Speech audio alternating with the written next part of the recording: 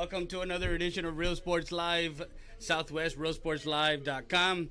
Freddie Rea with you alongside a special guest again. Coming up here with me, Noah Garcia. What's going on, Noah? How are we doing tonight? Friday night football, October in the air, and some cold football weather.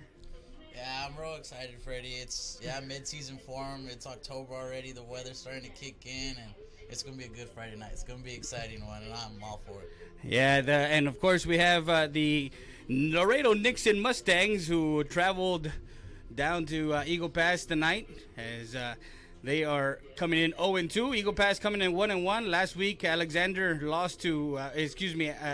beat Nixon 41-14.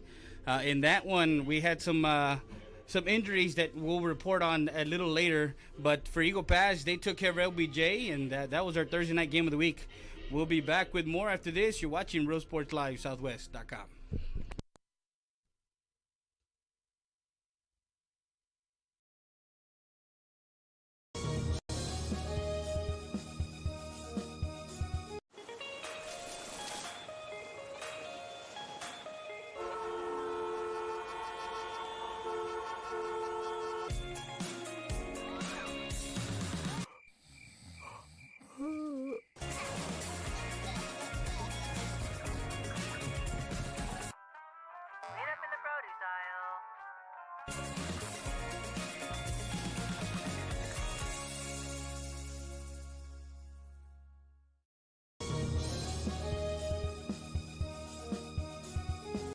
Welcome to October.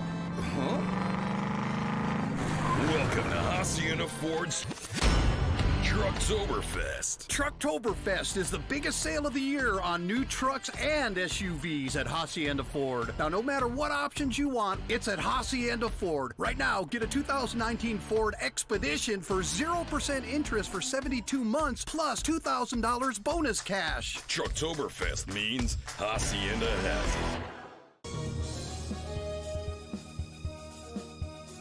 Hola, les habla su amigo Benjamín Gómez, el alcalde de San Benito, invitando a toda la gente que venga a visitarnos aquí a San Benito. Crucen por el puente Los Indios, más bien conocido como el puente de Lustio Blanco. Visítenos a las atracciones que tenemos aquí en San Benito. Aquí los esperamos. Muchas gracias. Su amigo Benjamín Gómez.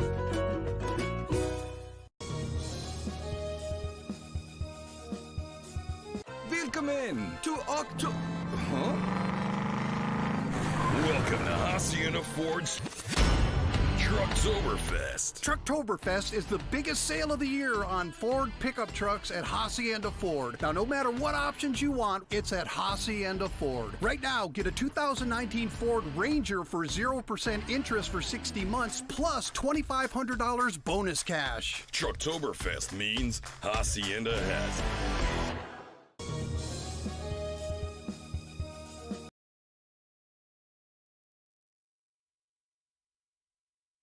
And we're back. Pregame show brought to you by Hacienda Ford. Hacienda has it. As of course, we got Noah Garcia, our statistician tonight, and also our color commentator. And of course, we got myself, Freddie Rea, up at the top, giving you all the video for later on tonight. We're going to be broadcasting this game, of course, audio live right now, and then later on tonight, we're going to give you the replay of this game so you can watch it via YouTube, Roku channel, VTX1, Facebook, and Twitter. So we got you all the site. We got about 20 minutes of our pregame show. Also, Ram Country Auto World. Visit ramcountryautoworld.com. 1997 North Veterans Boulevard in Eagle Pass, Texas. Go visit Grant Bibb. And we got some interviews, and we're going to go to those interviews as we talk to Coach Cardenas first and see what the offense has in store for us tonight.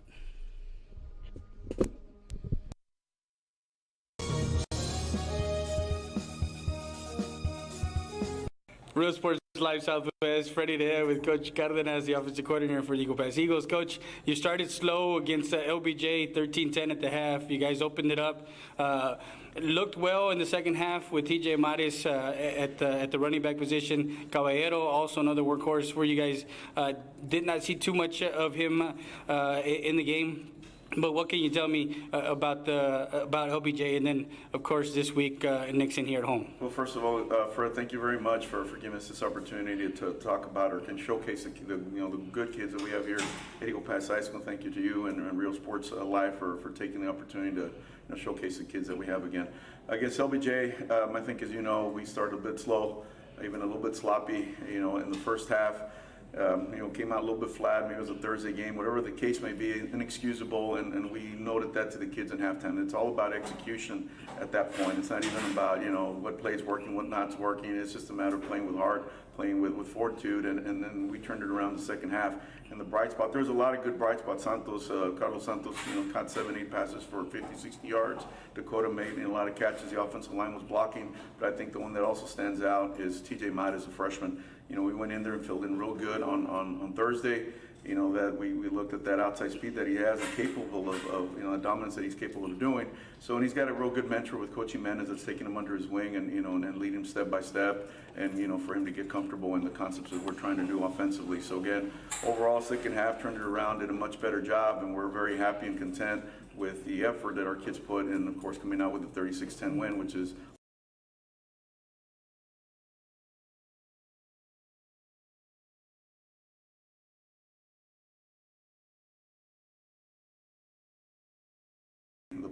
prize that we're after on Friday or Thursday night in that case. Coach, you mentioned DJ Midas and having that second gear.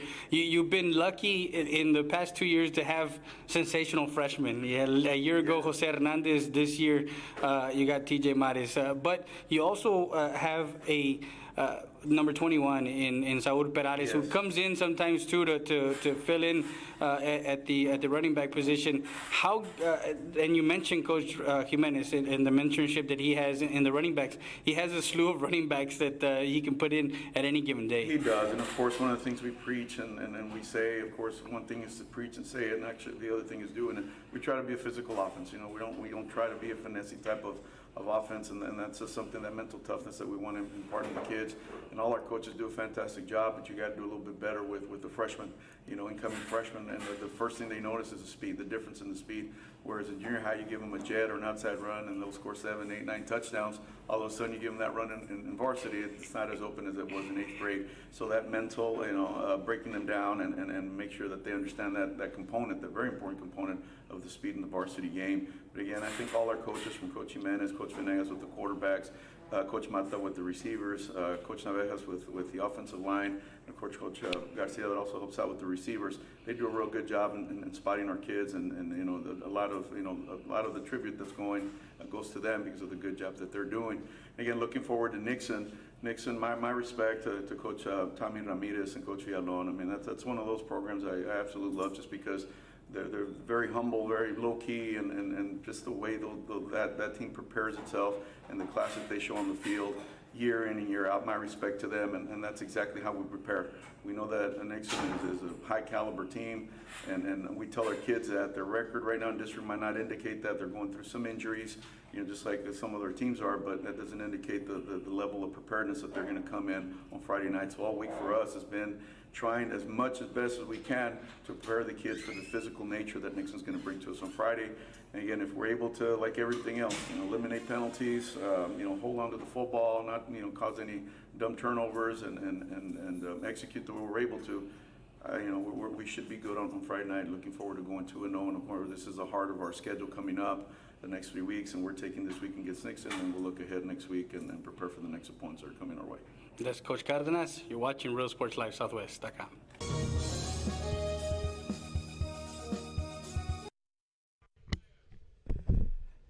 And we're back live as you listen to Coach Cardenas and what he had to say about the offense. And, of course, TJ Midas, the freshman who went 8 carries, 64 yards last week with 3 touchdowns against LBJ. A coming out party for him. As these freshman running backs for Eagle Pass. Last year, of course, Jose Hernandez. This year, TJ Midas, and a slew of running backs. As we got the Eagles, I believe, winning the toss. Noah, they're going to be receiving. It was Christian Barcena, number 45, Jacob Salinas, number 13, David Lopez, and number 65, Alex Martinez, the captains for tonight's game. For the Mustangs is Hector Rodrigo. Also, Jesus Compian, number 30, Alejandro Castro, and number 68, Brian Gutierrez for Nixon, as those are the captains for tonight's game. And we will be back after these messages from our sponsors.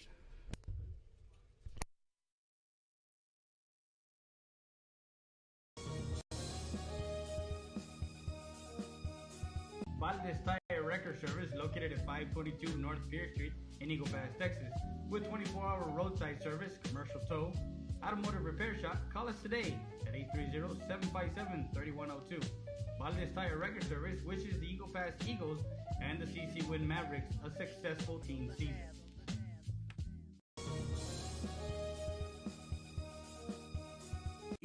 EPER Recycling Center, 3323 Del Rio Boulevard, open Monday through Friday, 8:30 a.m. to 5:30 p.m. and Saturdays from 9 a.m. to 1 p.m. But don't throw it away, recycle it today at 3323 Del Rio Boulevard. For more information on how to turn your scrap into cash, call 758-0685 or find us on Facebook.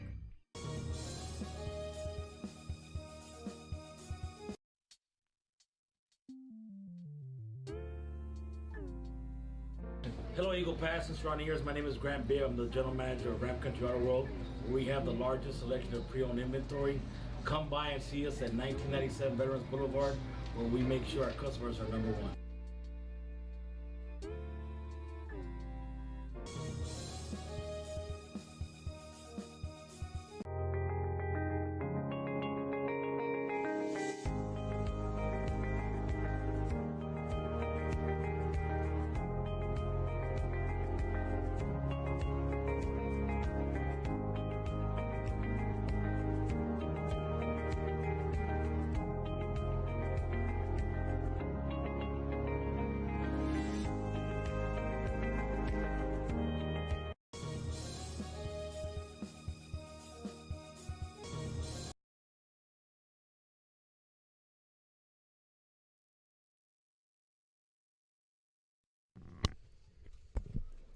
And we're back live as we got our pregame show brought to you by Hacienda Ford, powered by Hacienda Ford. Hacienda has it. 2019 high school football, week 7.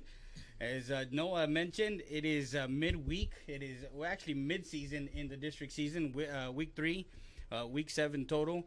As the Eagles are 4-2 overall and 1-1 in district play. For Coach Villalon and the Nixon Mustangs, they are 4-2. Also overall, but 0-2 in district as they lost to Alexander and United South. Tonight, actually, United will be on a bye week this week, and Del Rio is taking on LBJ. They're looking for their first win overall. LBJ has won a couple of games in non-district play, so that's going to be a pretty good matchup in Del Rio, as Del Rio has their homecoming tonight up in Del Rio.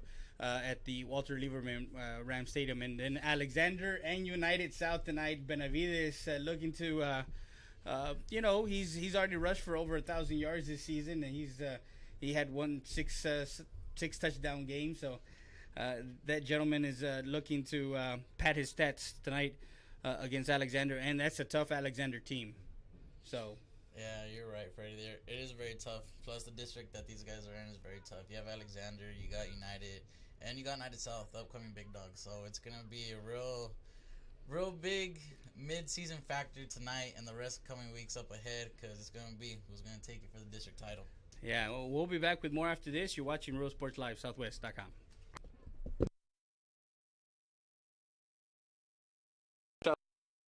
Southwest, Freddie Lea with Coach Olivas, defensive coordinator for the Eagle Pass Eagles. As we were mentioning earlier, Coach, your defense gave up 10 points in that first half, but didn't waver in the second half. We had plays from Christian Barcena, who had an interception, also Jacob Salinas for a pick 6. What did you see for that game, Coach, that you guys made adjustments? Well, really, they do have a good offensive line, and they have a real good quarterback. You know, their quarterback made a lot of plays coming into the game, and we had seen him on film. We were just overplaying some plays and not crashing down or pinching as well as we should have. Our ends did a much better job in the second half, and our tackles and our linebackers took better angles, and that was the difference to the game. You know, one step here, one step there, you know, and we corrected that, and you know, we held their offense. I think they had 90 yards the first half, and they had 30-something the second half, and I think they had 3 yards passing and 2 yards passing, something like that. But no, our kids played well. They picked it up. The crucial, I guess, the turning point in the game was the pick by Barcelona gave us the momentum back, and then of course the big interception by Jacob for a touchdown was also real crucial in the game. Coach, we always talk about your defensive line and your ends, but is there anybody that is in the second team or the second guys that are coming in to give those guys, the starters, a breather that has come in and just done a tremendous job for you guys in the defensive end, defense? We rotate a lot of players. Historically, you know, we go back years, and you know, we're only as good as our backup or the next player up, and we try to prepare all our players like they're going to play each week. You know, they all get reps during practice, our first team, our second team, and then the guys after that. So they get a lot of reps, they're prepared, they're getting ready. And another case was this week, you know, Mando de los Santos got a slight concussion there, and Jose Hernandez stepped up the game and became one of the players of the week. He ended up with 11 tackles, and Mando had 7 tackles just in the first quarter. You know, but you know, we always get the mentality the next guy up is we're only as good as that guy comes in and plays and performs. And you know, the D-line, I think we rotate 4 guys. You know, Javier Santos comes in, and Tommy Cantu, and then on the ends, you know, we have Nathan Aguilera that comes in and does a great job for us. But we rotate a lot of guys. The same thing with the linebacker core and their secondary. We rotate a lot of guys, and you know, historically, we're only as good as those guys come in and perform. You know, football is a physical game. There's going to be injuries, and next guy up's got to be prepared. Coach, Slati offense with Coach Villalon, and you grin because you have to stay you have to stay within gaps. You have to stay in assignment all the time because you never know who's going to come out. If it's that 200-meter champion and Jose Ibarra, or it's going to be Joseph Ibarra, or Pablo Tovar, or the other running back there. They have 3 capable guys running, Compian in the backfield that can take it to the house at any given time. And their quarterback, they rotate 2 quarterbacks. They both run the offense real efficiently. They both run the offense well. They know their reads. They carry out their fakes very well. I mean, it's very hard. Not many people run it anymore, and it's very hard to mimic in practice. And they're very good at what they do. I mean, that's all they do. They're going to run the ball 85% of the time. You know, the fullback might get it, the wing might get it, the nasty slot might get it. So it just depends. And we just got, like you said, we have to be sound on what we do up front. You know, everybody's got a gap control, and you know, we want to be a yard behind their line of scrimmage, not the other way around. Yes, we have. Please be advised that in 5 minutes, training will start in the lecture room. That's teacher's second period. After that interruption, Coach, we continue the interview. And as far as Nixon, again, you know what they bring to the table. You know who you guys got a key on. What's something that might be something that we might be able to see as far as in the pass game, because they're not going to pass unless they get you cheating on something, Coach. Well, they've proven to other teams that they can stay with the running game and be competitive. You know, they scored 45 points against Alexander, fumbled at the 1-yard line, got stopped at another time inside the red zone. You know, they can put up points. The running backs are for real. Tovar brings a load.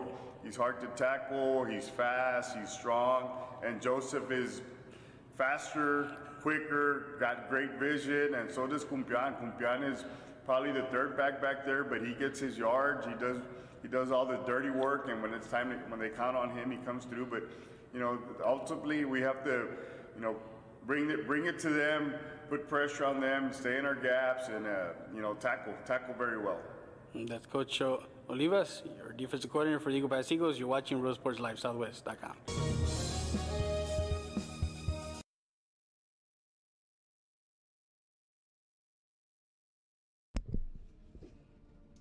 And we're back live. Real Sports Live Southwest. Friday day, we got playing over national anthem played by the Mighty Eagle Band. As we talked to Coach Olivas, and he had all that to say about, of course, this Nixon team, who is without two key guys on the offensive side. So we want to also give you guys our two players of the game for last week, Christian Barzana and TJ Maris, and of course Coach Villalon. But we'll be back after these messages from our sponsors.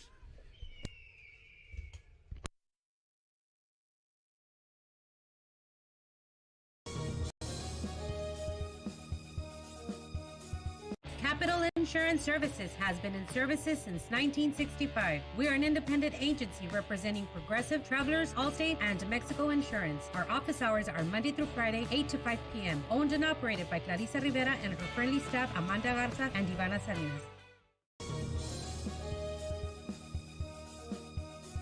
2502 Del Rio Boulevard Auto has the car you need. Don't look any further. Come visit us at 2502 Del Rio Boulevard in Eagle Pass. Fast, easy credit approval, low down payments on any of our quality used cars. Stop by 2502 Del Rio Boulevard Auto.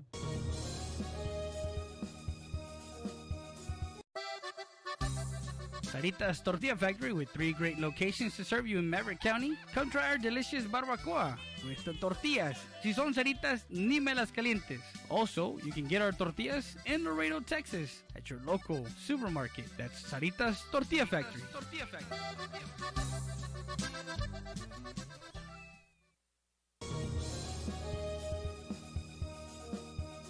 Eagle Grocery, La Tienda de los Venados, established in 1939, a staple in downtown Eagle Pass. Make sure you come by and visit our meat market. Also, don't forget, we are ready for Lent. So come by and see our party supplies for all your Easter needs at Eagle Grocery, La Tienda de los Venados.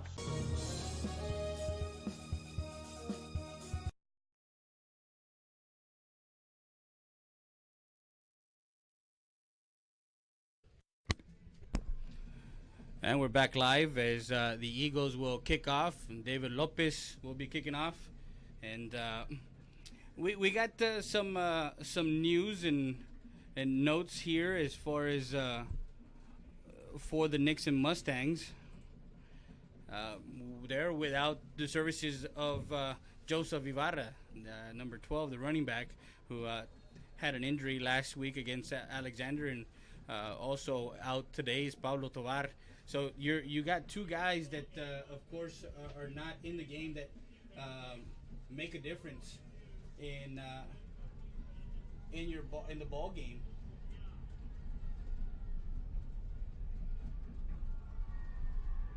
So we're off and going here. As the Eagles will be on defense, and Nixon will return it to the... What's about the 27? 27-yard line. That's where they're going to start their first. And it's going to be interesting to see if, because they're an 85% run team, are they going to control the clock, and are they going to control the line of scrimmage as the first drive we'll see from the 26, 1st and 10 for Austin Garcia, and the offense will give it and 9 yards on the first carry. And checking to see who That is true, Freddie. These guys, new guys that are coming up here to take the spots for the injured ones, for Ibarra and also for Tovar, they're going to have to play a big factor, and they're going to have to show up. If not, it's going to be a long ball game today. Yeah, to the 35, 2nd and 1, a 9-yard carry for Rodrigo, who plays some DB. Also played a little bit of running back last year for them. And Rogelio again will get the handoff, and he will get back to the line of scrimmage. So 3rd and 1. That factor, like you mentioned, that factor of these guys coming in, Steven Tyler, who is the running back, also number 20, and Rodrigo, to see in that slot T offense and what they can bring to the table. Yeah, it's going to be a heavy package, and they're going to be running that all night.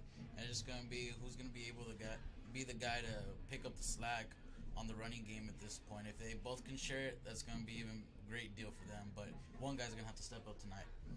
That handoff, and that one quickly collapsed the pocket, and the line moved backwards.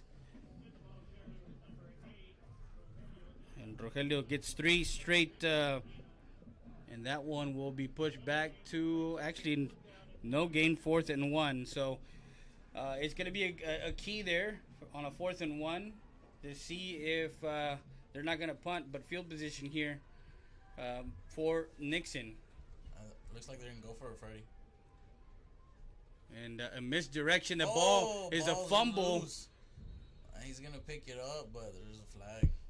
So a flag on the play. That one is going to be the referee who threw it in the backfield. The ball was loose. Nixon did recover. One of the linemen did recover and recovered in forward progress, but trying to check the flag and see what happened and transpired on that play. He was stopped in the backfield. It was the defensive end on that other side. So false start. That was a gutsy call right there, Freddie, to go for it on 4th and 2 in your own territory. Yeah. Real gutsy call on that one, but hey, you're gonna have to pull up all the tricks on this one to come away with the W in this game. Yeah, with being shorthanded, with the Ibarra not playing and Tovar not playing, having Compian back there who has carried the some of the load, but you don't have those home run hitters in Tovar. Also, the weather is a factor. It's going to be a factor tonight. In the past game a little bit. We do have some wind here at the Cozell Foster Veterans Memorial Stadium. 9:52 left here in the first quarter, and a punt. So we'll see what the Eagles have coming out from their own 45-yard line. That's where the punt landed. 1st and 10 for the Eagles. Like I mentioned, 9:52, and see how that freshman running back comes out on the first carry. Yeah, I'm excited to see him come out. He's been the talk all day long in the pregame too, and I'm just excited to see what he does tonight here. Mares comes to the near side. He's at the 40. He's at the 30. He's being wrestled down at right around the 24-yard line. That was David Bessie. So Mares gets the edge, and he takes it all the way down into Nixon territory. First down, 1st and 10 from the 24. 3 receiver set. We'll give it to Mares. He tries to find in between the tackles and maybe got a yard. On that one, 2-6 on for Mares. He got a good read, but he just didn't find a good hole. He should have bumped it to the outside on that one, Freddie. He followed his block, but the block was clogged up. Yeah, now we got 2 receivers set to the near side, to the far side, one on the near side. Looking and finding that Sijisi Ricci, looking, spins, and he will be brought down right around the 12-yard line. That plays a real good play, Freddie, on the little short 5 and in. But number 4 over there, Jacob Rees, he needed to pick up that block. If he picked up that block, he was in for 6, no doubt. So that good for 11 yards on a pitch and catch from Alan Rodriguez to Sijisi Ricci to the 12-yard line. 1st and 10 for the Eagles. 1 receiver to the near side, 3 to the far side with Mares in the backfield. He will get a jet sweep, will pull, and Mares will look to get into the end zone. And there is a flag on the play. Nobody gives love to the lineman, but that right there is what you call a pull play for Emmanuel Valderas. That gentleman pulled out, the guard pulls out, comes out, takes out the guy, and there is a flag on the play on that touchdown.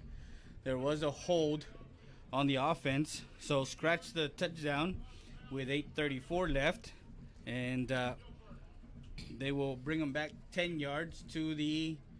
Actually, they're going to bring them back to the 15 because it happened inside the 5. So the 15-yard line is going to be 1st and about 13. So a hold on the offense will bring them back 10 yards. 3 receivers set to the far side, 1 on the near side. Shotgun formation for Rodriguez. Looking now, has a man open. Kipuros takes it in for 6. Eagles up and complete for 15-yard pass play with 8:28 left. The Eagles get into the end zone, and it was a quick pass, 15-yard touchdown. And on that, Freddie, on their offensive schemes, they're doing it real good. They're making Nixon keep one guy in the box. They're separating the linebackers on that one. So if you're going to take one linebacker out, you can work with that slot all day with small passes with the slant or outside pass, or maybe even give it to your freshman running back and see what he can do with it. Yeah, that's 6 and 7-0 with the point after attempt good. We'll be back with more after this. You're watching Real Sports Live, Southwest.com.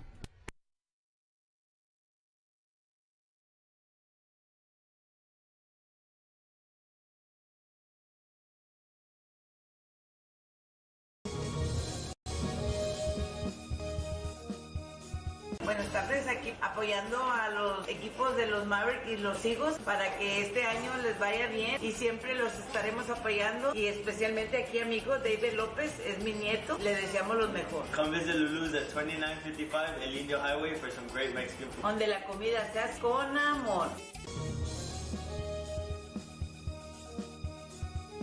Rody's Country Fried Chicken, located at 1910 El Indio Highway, wants to wish the Eagle Pass Eagles and the CC Win Mavericks a successful season. From the Rodriguez family, come by before or after the game and enjoy some great food.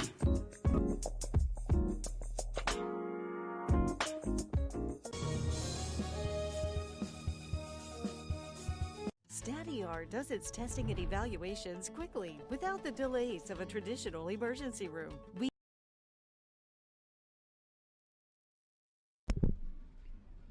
And we're back live as that one goes through the end zone. 7-0, 8:28 as we're in timeout.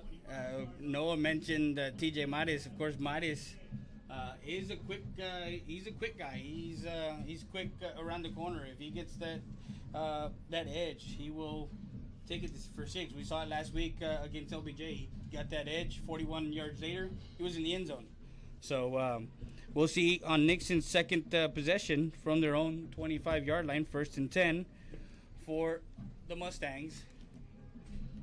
As there's a flag on the play.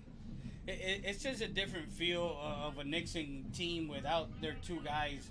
I know they have one of the 3 guys still there, Compian, but not having Toar and not having their home run hitter in Joseph Ibarra, it has a different feel for the offense. Again, it's one of those things where you have to stay healthy, and if you don't stay healthy, a lot of times that's what happens. You're behind the 8 ball. Yeah, and it's true, Freddie. And you can see it just how the backs are for Nixon right now. They know what they're doing, but they're not reading the right holes, and you can totally tell the inexperience on the running back part for them. That one, again, Rodrigo and Salinas will clean it up on that 1st and 15. And on that one, Rodrigo came up shaking up, so I don't know. That might be another big factor tonight here. So 7-0 lead for the Eagles as they took a 5-play scoring drive and a big run for Maris. Back to the outside, and he gets cut there by Ruiz, and ball carrier is Steven Tyler, the senior. And this one with the Eagles, they're going to be playing heavy in the box all night. It's just, man, it's a guessing game really on that, when whoever's going to get the ball on that handoff. And right there, that was a good little nice fake on the first handoff, and then he came back with number 20 on that one. So if they can keep it going like that, they might be given a good chance here, but they just have to keep the foot on the gas right now. Slot T, and we'll give it to, again, Tyler. Tyler tries to find some running room. Actually, no, it was Compian. Compian gets the edge to the near side, and he gets across the 35 to the 36. He does get a first down for Nixon, and that's a Nixon first down. And Compian gets it to the 36. It's going to be 1st and 10 for the Mustangs with 7:05 left here in the first quarter. So the Eagles got the ball back after the punt, took it 5 plays, and under center is Austin Garcia. We'll give it to Rodrigo, and clogging up that gap and that A gap or the B gap, because they gotta be gap sound. Yeah, it's either gonna be the A gap or B gap on that one, and they're gonna. I know the running games are bread and butter, Freddie, but they're gonna have to come in with at least a couple of passes, because you can't have the running game all night, especially with this Eagle defense. You have some big boys up front that can really just get in there and destroy the offensive line, and then you got the backfield. You got Bettis in the backfield too, and then you got Jacob Reese and Lopez on the sides. The speed's going to get there, and you're going to really need the passing game. That one to the outside, and he gets into the clear, across the 50 to the 45, all the way down to the Eagle 43-yard line. And that one was Ricky Navarro, who, again, was a DB, junior DB, playing both ways. And Navarro slices and dices his way through for Nixon first down to the 44-yard line of Eagle Pass. 1st and 10 with 5:56. We'll give it again, and that one quickly met as that one coming in is Uriel Martinez, the junior linebacker, gets in for the tackle and a loss of a yard. 2nd and 11 from the 45, just outside the 45-yard line for Nixon. Down 7-0, 5:28 left in this first quarter. We'll send the receiver. And there, again, when you run that slot T offense, and you have to run it with perfection, and you have to know which where to go, what the direction, because it's all a misdirection. Yeah, and you're right, Freddie. If one messes up, one hiccup, it's just going to be a crash, and it's going to just bring them spiraling down. So every possession, these guys need to make sure they know what they're doing in order to be functionally sound on this offense tonight.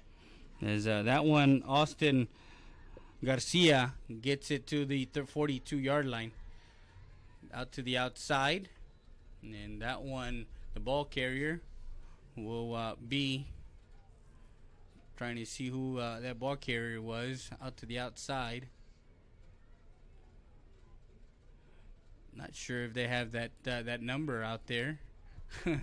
Don't want to give a name out that's not there. I know it's number 19, but not on the roster. Nope.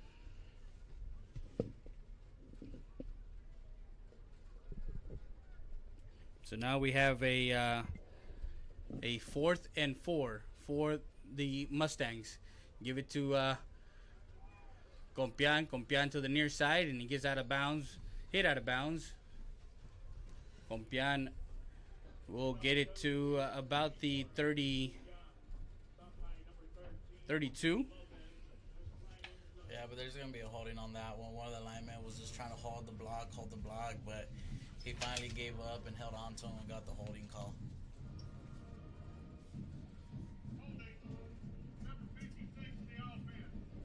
You called it. Was it in the inside the tackle box? Usually when inside the tackle box, that's what you get. Yeah, and it was true, Freddie. The guy, he tried to hold on to that block, hold on, but he was just holding down to the jersey way too long, and the ref caught him. So a 4th and long now, instead of a 4th and manageable. Now with that ball to the Eagle Pass 48-yard line, it's going to be 4th and 14. Now they're going to have to punt it away instead of having a first down. And twice it's happened where penalties have stalled their drives, and that punt goes out of bounds. Yeah, and you're going to have to be a real functional team tonight, Freddie. If Nixon's going to be making silly mistakes like that, it's going to really shoot him in the foot, especially trying to win a ball game out here with 2 players out and your main guy really out for the whole season. So it's going to be a big factor, and they're going to be almost to perfect to really come out with the W in this game tonight. Yeah, we got the offense now back on the field for Eagle Pass with 3 receivers to the near side, 1 to the far side, shotgun formation with Maris. Drops back to the outside, gets the ball completed to Jacob Reese out to the outside, and will cross the 45 to the 47-yard line. And honestly, right now, I'm liking the Eagle offense, Freddie, because a couple weeks ago when we saw them here and they were playing against United, they were staying real just one-dimensional, and now you see them, they're going with the straight pass. And they're not just sticking with the just quarterback, giving it to the running back real quick handoff. So that's what I'm like seeing right here tonight with the passing and going back to the running and passing again. Mares to the near side. He finishes the run and still on his feet. Will carry a couple of Mustangs with him to the 44-yard line. So we're seeing the development of this freshman again. Knowing the fact that when you're a freshman, it's a different feel to a varsity game. Yeah, the speed is different, the hits are different, everything about the atmosphere is different even. So that's one thing that we wanted to see what his maturation was going to be. Two receivers to the far side, two to the near side. It's going to be in shotgun formation for Rodriguez. We'll give it to Mares. Mares up the middle, and we'll cross to the 40-yard line. Yeah, and you're right, Freddie. He's going to be developing from here on out, and it's real good that they have him in there to get these reps and stuff, because right now, this is the learning stage. Freshman JV, it's nothing compared to varsity. You're having guys that can really hit. There's going to be checkdowns. You really need to read the defense on plays. So this is where he's going to be learning, and where he can develop into a good 4-year starting back. All good for the Eagles. That one caught to the near side for CGC Richie. And Richie has a couple of, he has had a completion. That's his second completion and a 9-yard catch, 2nd and 1 from the 31 for the Eagles, as they're mixing it up with the pass and run. Talked to Coach before the game and asked him if the weather was going to be a factor. He's like, no, this is what we look forward to. So Mares patiently waiting to the outside. He's at the 20, turns it on. 10-5 touchdown. That quick, he's into the end zone for 6. With 2:32 left, a 31-yard run for TJ Mares, as he takes it 31 yards to pay dirt out to the outside. And that's how you're going to get confidence, Freddie, with Mares running the ball like that. You're going to put confidence in your offense, especially him as a young freshman. Running that ball, especially at a varsity level, is just going to build up his confidence even more going up through the years. There you go with Ramirez. And up and good. 14-0 the score. We'll be back with more after this. You're watching Real Sports Live, Southwest.com.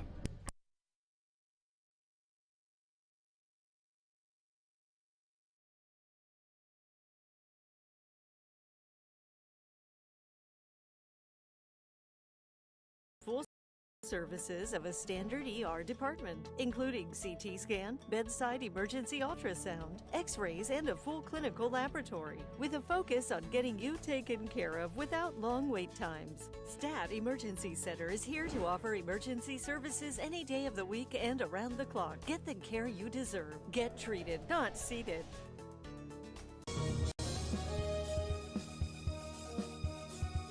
Texas Diamond Garage is located at 2881 North Veterans Boulevard. Personalize your car, truck, or SUV. Accessories, lift kits, maintenance, brake jobs, oil changes, and filter change. Best tires and rims around. Call them at 830-776-5363. That's Texas Diamond Garage.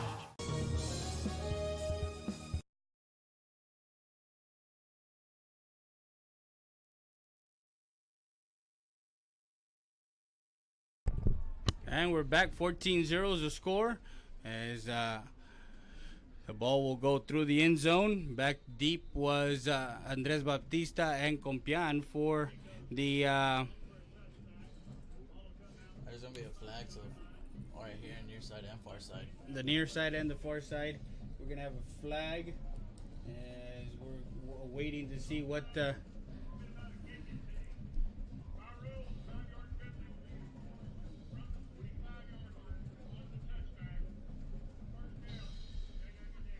So by rule, on the offsides, they're going to mark 5 yards to the 30, and that's where Nixon will have it at their own 30, 1st and 10 for the Mustangs. here with 2:32 left in the first quarter. We'll give it to J.J. Hernandez, another DB that gone to the backfield. Everyone's getting ripped tonight, Freddie. Honestly, and they're going both ways, so it's gonna be a hard night for them tonight. And to the 32, 2nd and 8. Hernandez getting 2 yards on that rush. We'll give it cutting inside, cutting outside, and trying to find some running room was Ricky Navarro, who has one of the longest plays tonight for Nixon, as he had that nice gain in that previous drive. So again, they're mixing it up to the 38, 6-yard carry, 3rd and 2. And if you really look at their line, Freddie, their line's really going down with their blocks, and it's real good how the running back's following them and letting them pick up the blocks to get that yards. And right there with clogging up is Saul Perales clogging up as soon as they get gap coverage, and then you got the linebackers coming crashing in. So with a minute 20, and they stopped them at the 39. A 1-yard gain, 4th and 1. And if these linemen can get to the secondary and get to those backers, it's going to be a real good day for them. The running backs can just follow those blocks. And you see right there, they got into the secondary with the linebackers. So if you can get up there and really take control of the secondary box, it's going to be a good day for you. There you go. So Ricky Navarro needed 1. Got a couple to the 43. 1st and 10. And the Mustangs have a first down. 48 seconds left. And that one goes for Nixon as being chased from behind. In for a touchdown. Mustangs. Matthew. Actually, it's number 19. I thought it was number 13, but it's number 19, and we don't have him on the roster. So that's number 19. A 57-yard touchdown run. And if you look at that play, Freddie, some of the Eagles came to the near side, some Eagles went to the far side. It was like little Houdini who had the ball on that one, and he just took it and sneaked it up the middle and took it. As the Mustangs put it into the end zone with 38 seconds left here in the first quarter, and the point after is good. We'll be back with more after this. You're watching Road Sports Live, Southwest.com.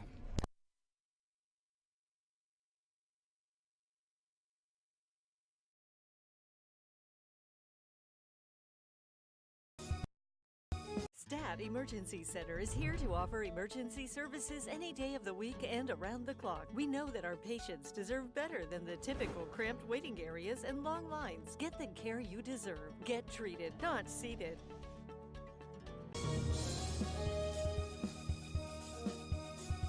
Hey everyone, my name is Rudy with Mattress Clearance Warehouse, inviting you to come and see the best priced mattresses in all of Laredo and now our new location in Eagle Pass. Take advantage of our great promotion that we have right now. For only $40 down, you can take your mattresses home today. Get 90 days, same as cash. Queen sets start at only $150. We have a wide selection of different styles at different prices. Save as much as 75% off from big store prices. Call the number on your screen. Call me today.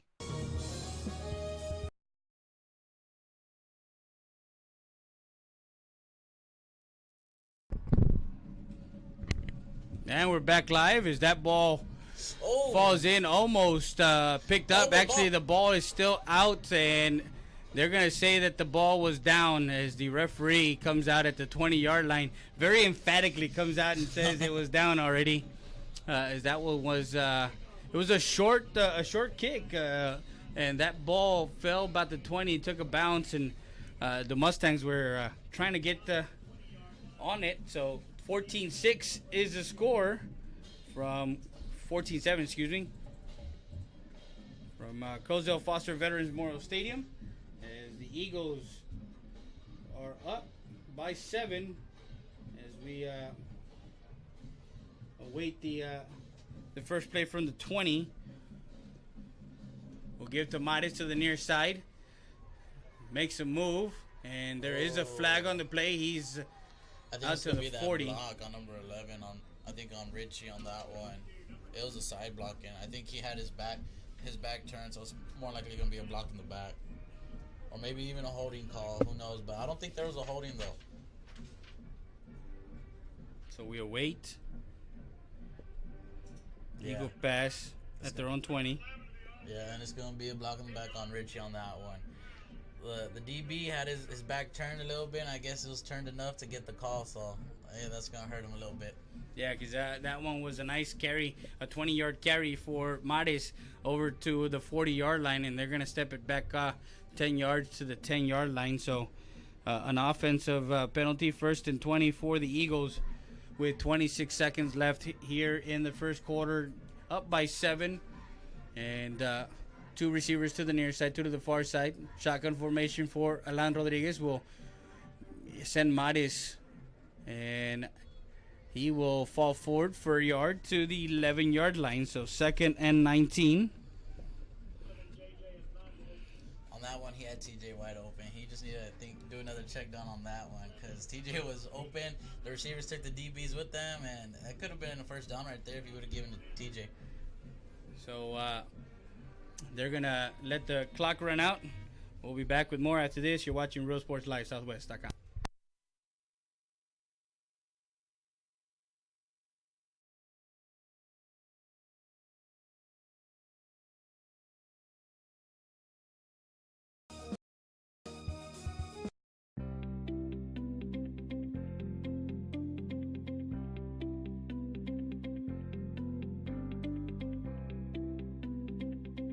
Quality Insulation Services from our experienced professionals. Call us for more details at 830-776-9080 or visit us at 2881 North Veterans Boulevard in Eagle Pass. Texas Diamond Insulation. Build it right, seal it right. If you can build it, we can spray it. Insulation that lasts forever.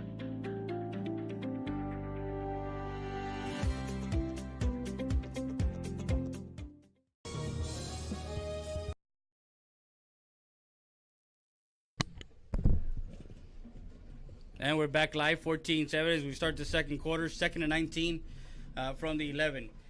Ball to Dakota Kiporos. Kiporos will take it across the 15 to the 17-yard line. Nice spot, a 6-yard catch and run for Dakota Kiporos from Alan Rodriguez. So a 6-yard carry brings a 3rd and 12. So far, 3rd and 13. Nixon's putting up a good fight now, Freddie, so you never know. This could be a ball game tonight. Yeah, it again with the slot T offense, it's to manage your time and to keep it away from their offense. 2 receivers to the near side, 2 to the far side. Not very exotic. Now looking to throw out to the outside. It's open. Is Sijisi Richie as that one. Again, Coach Villalon said that they wanted to bring pressure, but they wanted to bring pressure with their front 4. They did bring an extra guy there, and Alan Rodriguez burns them to the 50-yard line. 1st and 10 as that one was complete to Sijisi Richie for 33-yard pass play.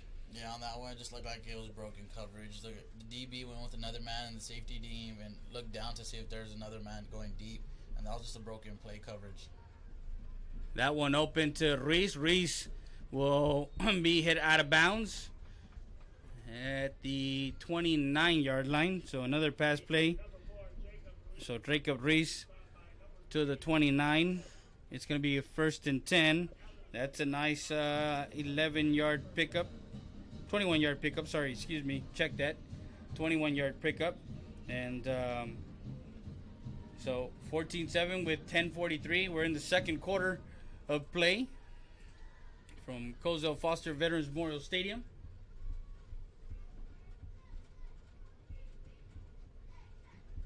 For all of you that are listening to us, pitch out to Mares. Mares will have some green to work with down on the far sideline. We'll get it to the 20-yard line as he's upended at the 20.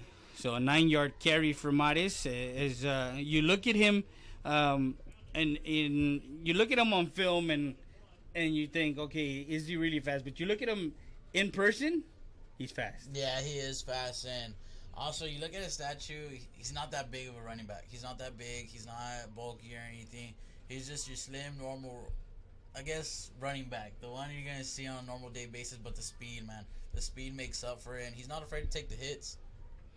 As Dakota Kiporos trying to find some running room. He does find some yardage to the 16-yard line. So a 4-yard catch there for Dakota Kiporos.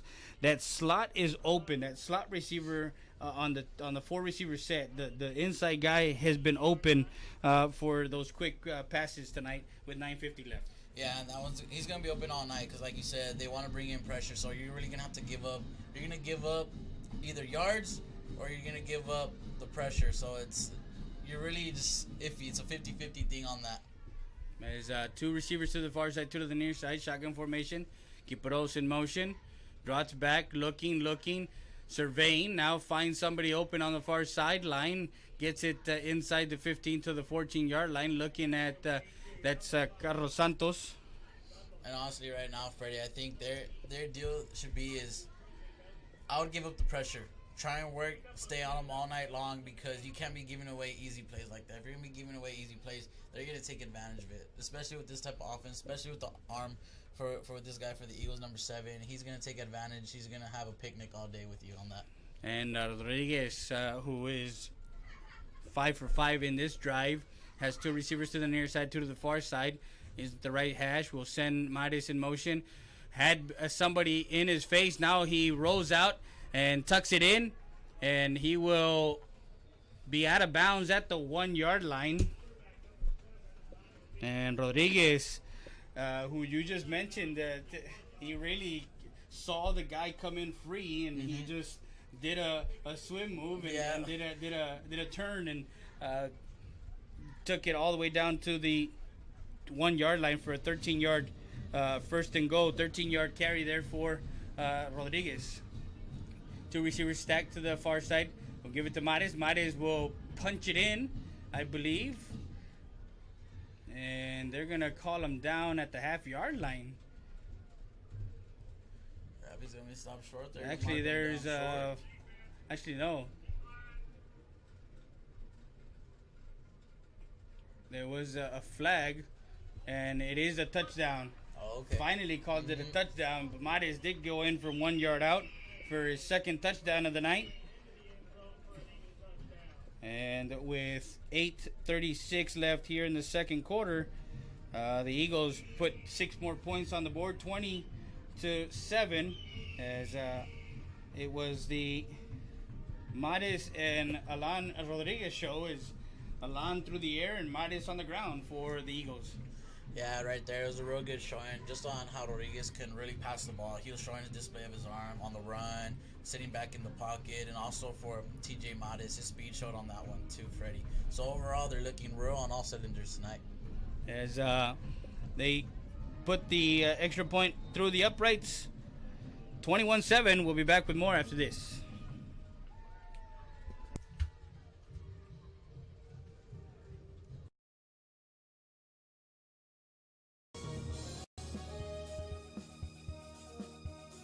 Llega un momento en la vida en que necesitamos cuidados especiales. Y cuando ese momento llegue, piense en Maverick Nursing and Rehabilitation. Maverick Nursing and Rehabilitation Center es un centro de enfermería especializada y de atención a largo plazo que brinda servicios integrales para esas personas que necesitan un tratamiento especializado que se centra en la atención de la demencia y el deterioro de la memoria y que a la vez necesita atenciones de enfermería especializadas. Maverick Nursing and Rehabilitation lo espera en el 3106 Bob Rogers, aquí en Eagle Pass. Para mayores informes llame al 830-335-4832.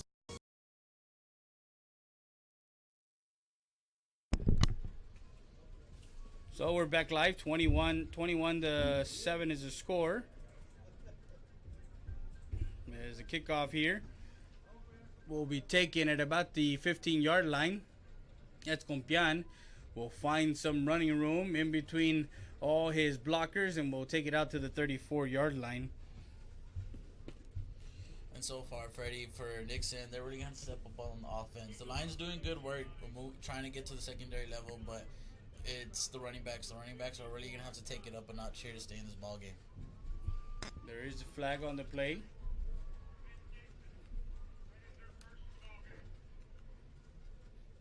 Oh, actually, was it a timeout then? I'm guessing so. It was a timeout, so Nixon will have it at their own 34-yard line, 1st and 10. Two receivers to the near side. Austin Garcia will give it to one of his three running backs in the backfield. Actually, one of his two running backs now, and that was Compian, who will go forward to the 36. If Nixon really wants to shake some stuff up right here, I think a good bootleg right here. Play action bootleg, just roll it out. Look for a quick slant right here because you're having two DBs spread out to the inside. You got your linebackers in the box, and they're coming in straight blitzing. They're not even sitting back. They're not even reading. They're going straight in and going into the trenches. Nice block there. What we call a pancake block by one of the linemen. That was Brian Gutierrez showing some love to the O-line. He pancaked the linebacker, and he did what he had to do. Yep. And 3rd and 6. And they're getting the job done so far. The O-line is doing their job, but like we're talking about right now, it's the running backs. They're going to need to step up. They're going to need to hit their holes, and you're going to have to run down hard because the type of offense you have, it's not like you're going to bounce it to the outside all the time. It's a run-down offense. We'll send the receivers out to the outside.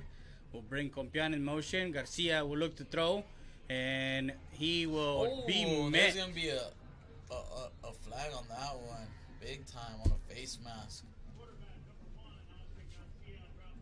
So Garcia gets sacked, and flags come flying as it was a team effort for the Eagles as they come in with about 2 or 3 guys. Schussler, Perales.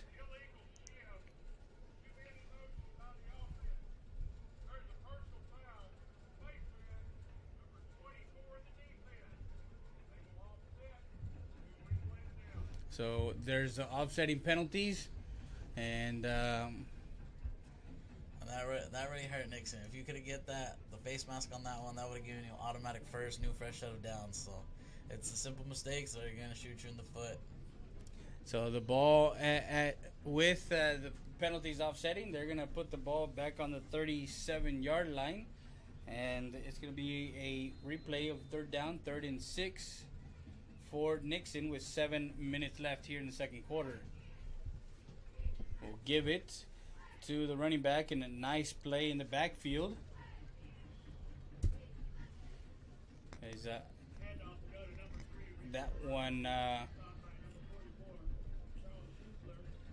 Schussler now on the was on the short. He's always on the short side. Now he was on that short side, or he was on the strong side, and he got in there for a tackle, getting Navarro in the backfield. So actually, no gain. 37, 4th and 6. Looks like Nixon's going to take a timeout right now. So Nixon takes a timeout. We're going to take a timeout. We'll be back with more after this. You're watching Real Sports Live, Southwest.com.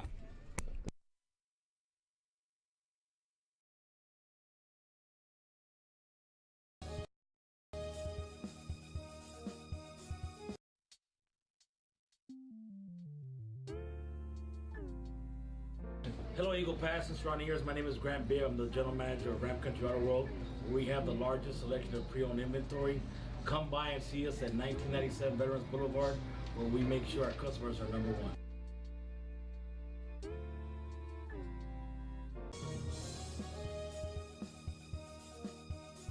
Utility Trailer Sales, Southeast Texas Incorporated, sells parts, service, carrier, certified carrier, trained technician on site. Get your rentals, finance available. Come into our newest location in Eagle Pass, 5395 US Highway 57. Family owned and operated, your one-stop shop for all your truck, trailer, and tanker needs. Utility Trailer Sales, Southeast Texas Incorporated. For all of our customers, we greatly appreciate your business and we hope to see you soon.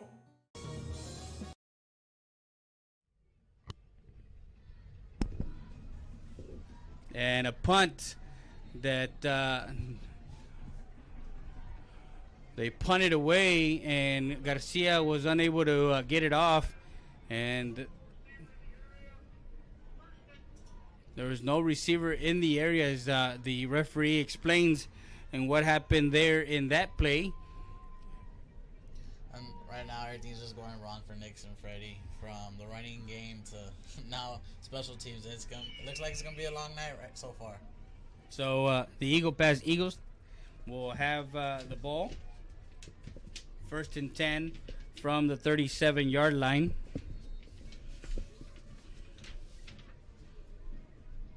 At the Nixon 37. And that one was the ball carrier. And you mentioned number 3, Isaac Caballero, now checks into the game. And he gets a yard loss, -1 to the 38. And 2nd and 11 for the Eagles, with 5:53 left here in the second quarter. 3 receivers to the far side, to the near side, one to the far side, and Carlos Santos. Santos breaks away, still on his feet, crosses the 25 to the 24.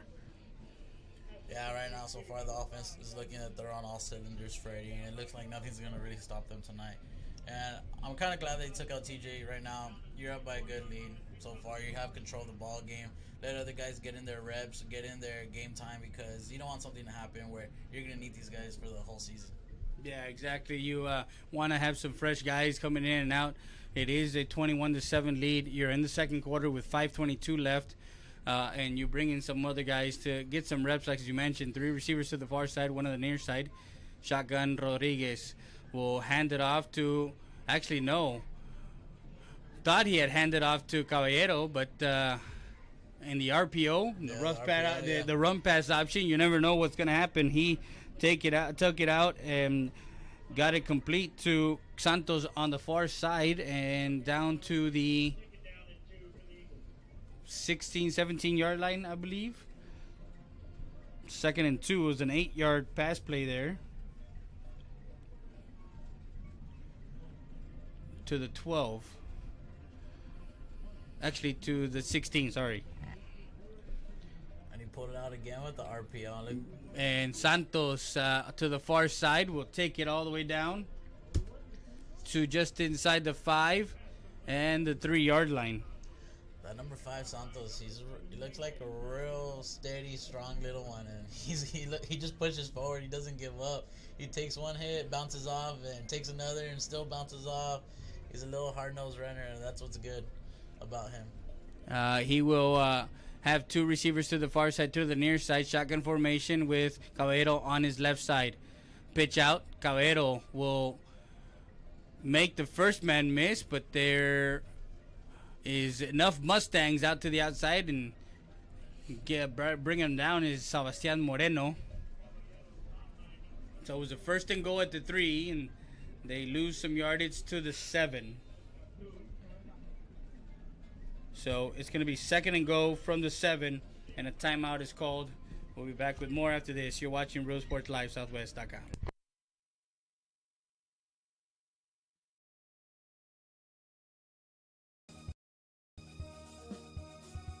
The wait is over. Stat Specialty Hospital is now open with a patient-centered model focused on expedient emergency care, short hospital stays, and outpatient services 24/7. Stat Specialty Hospital's registration process is fast, and you'll be seen by a physician within minutes. Our professional team will treat you immediately with compassion, providing only the highest standards for your medical condition. Experience the difference that sets us apart at the corner of Veterans and Strickland Avenue. Stat Specialty Hospital. Get in, get out, get back to life.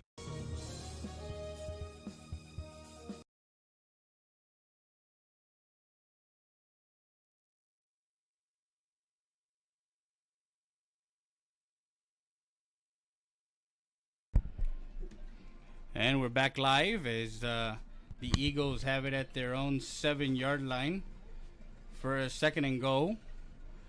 And they will have a 2 receiver set to the far side, 1 on the near side. Will bring Kiporos in motion. Roll out and have one wide open for an Eagle touchdown. As Kiporos gets loose and in for a 7-yard touchdown pass from Alan Rodriguez. 7 yards in the air to Kiporos with 4:24 left here in the second quarter. They put 6 more points on the board and have a 27-7 lead. A 20-point lead here just before the half. Ramirez will boot it through. And we'll take a short break. We'll be back with more after this.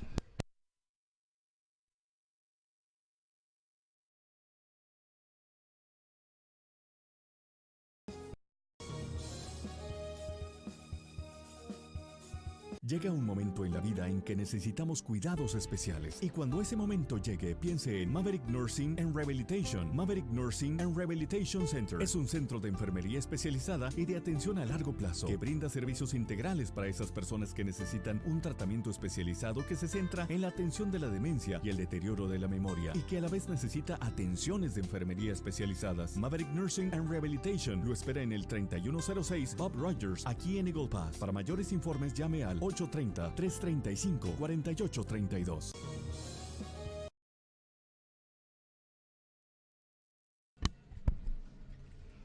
We're back live, 28-7, second quarter here from Cozel Foster Veterans Memorial Stadium as we have 4 minutes left before halftime. David Lopez, number 84, will kick it off, taking it about the 7-yard line.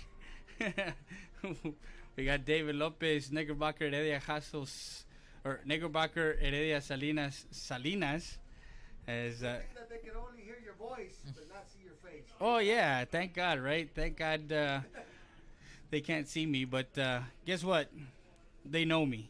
4:15 left here in the second quarter as David Lopez here with us as he comes by just to say hi.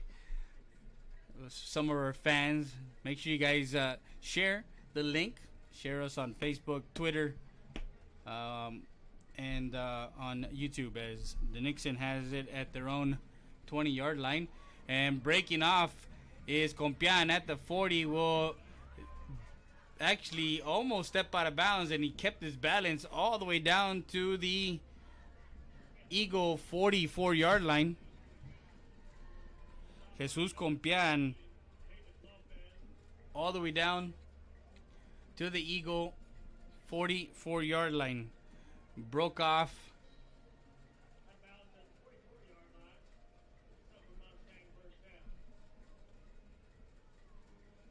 ...36-yard run there. First and 10. Fumble on that one, there's a fumble on the play. Waiting to see who picked it up. The Lion Shark defense waiting, and it is a turnover as that was recovered by number 44, Charlie Schussler. And right now, everything's just going downhill for the Mustangs so far, Freddie, and it's not looking too good, especially with it being in the second quarter and it being 28-7. Yeah, that turnover. As you got a big play, a 36-yard run on that one, and then all of a sudden you get a fumble on that play, and the opposition recovers as the Eagles will take over at their own 46-yard line. First and 10. 2 receivers to the far side, 1 on the near side. Shotgun formation will give to, looking now, stepping to the side, rolling out right side, and throws it out of bounds. Is the nearest running back was Saul Perales. Now Perales will get some carries there for the Eagles. Yeah, TJ Mattis is also in there, but why not? Why wouldn't you put in number 20 and 21 and Perales? It's just let your guys work tonight. That's the first incomplete pass for this gentleman in Alan Rodriguez. Hey, if you only have one incomplete out of the whole game, you're doing your job. Yeah, you're getting your job done. You're getting your job done, throwing efficiently tonight, and there's a timeout called. Like how you said, Freddie, he's getting his passes down from on the run to the deep ball to his little quick check downs. He's doing everything precise, and it's showing. Yeah. It's showing tonight. So they call a timeout. Should we call a timeout? No, let's keep it here. Of course, we got at halftime. We'll get to our players of the game of last week and what they had to say about the game for last week. And we had talked to Coach Villalon, so we'll have what he had to say about the game tonight and what they had to do. So kind of looking at what transpired in the first quarter, in the first half, and seeing what he mentioned to us before the game, and now what has transpired in that first half, in this first half for the Nixon Mustangs. They were looking to make sure that they would keep the Eagle offense off the field as much as they could. It hasn't happened. Yeah, and you have to, because the Eagle offense is always a threat from the passing to the running, especially when you have the depth chart as the running backs and you have depth chart on the receiver side too. It's kind of hard. If you have them on the field most of the time, they're gonna hurt you, and it's gonna make you pay, honestly. So 3:56 left. 2 receivers to the near side, 1 to the far side. Shotgun formation. We'll have Mares spring out to the near side. He does catch the ball. He's to the 47-yard line. Actually, we'll give him forward progress to the 46. And honestly, TJ Mares, he reminds me of Marky Venegas. Really? Yeah, Marky Venegas. He's a speedster. The thing is, he was a bigger back. But he came in as a freshman, and he showed that, hey, I could be here. I could play with y'all. Even though I'm a freshman, I could ball up too, just how TJ is doing tonight, and especially with the speed, and he's not afraid to take hits. So he kind of resembles Marky Venegas, and let's see how he grows in the next coming years. Yeah, two backs in the backfield with Perales and TJ Mares. Looking, double move. That one will be out of bounds. Trying to toe the line there was Quiporos. As not too much of a factor. The wind blowing in as you're going from the south end of the stadium to the north end. So 4th and 9. That was his second incomplete pass. Is this the first 4 and out for them? This would be the first 4 and out in as many, and we'll go back to because they've either scored. They've scored on every possession except for this one. Actually, there is a fake, and that one is not caught, as that one was just hit the turf, and Christian Barcena did everything in his power to get under that ball. We'll check the replay on that one, yeah, but the ref made it sure that it was an incomplete pass. He batted the floor. He told him he bobbled it, that it touched the floor. So the ref made sure that it was an incomplete pass. So now we're gonna have Nixon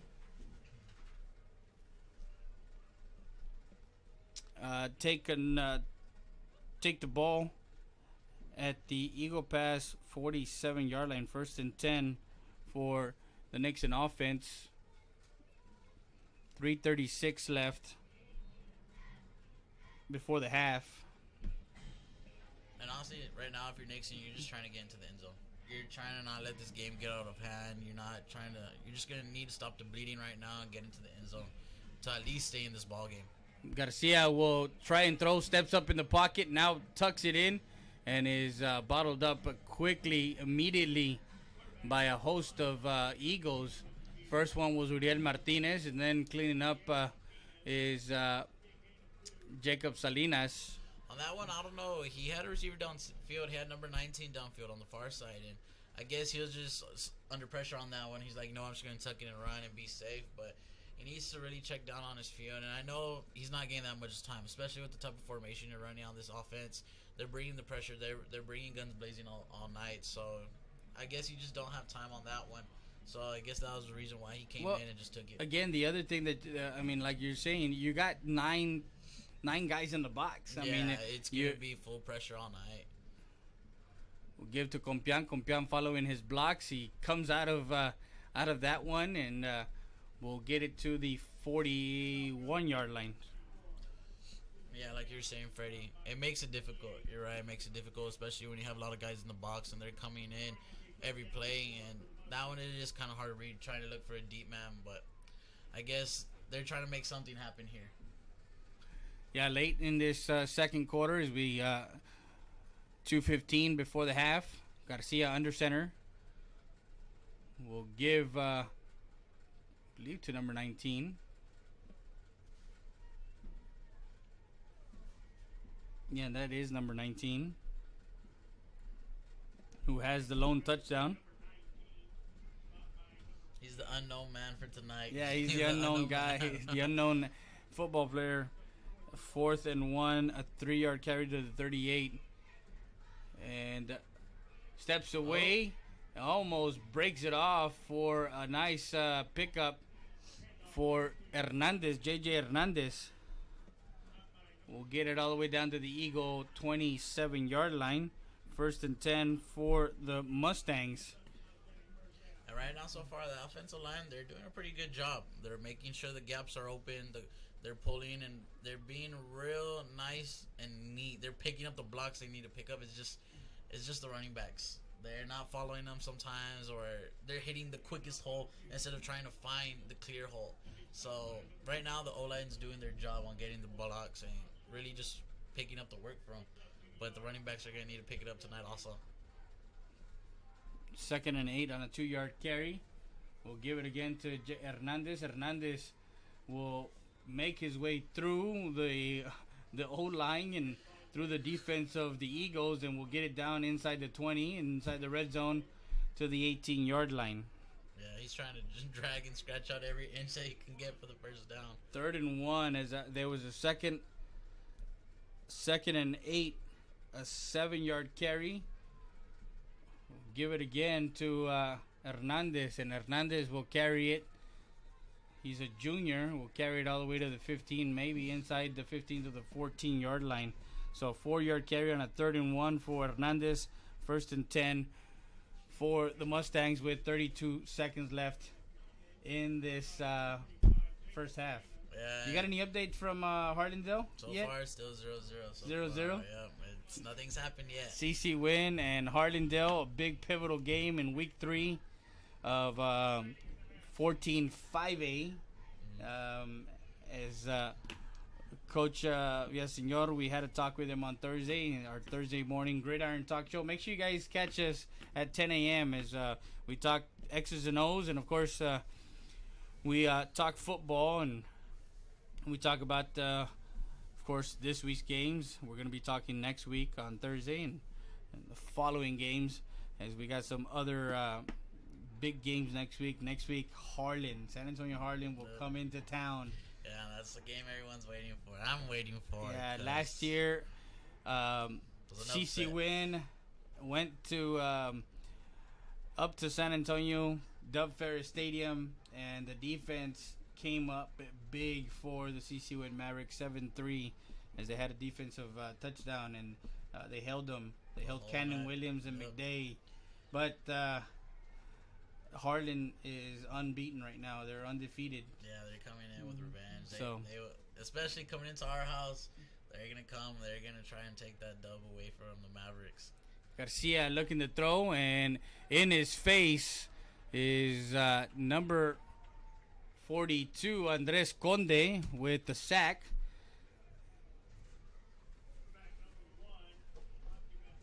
And Austin Garcia gets... actually, that was Aguilera on the tackle.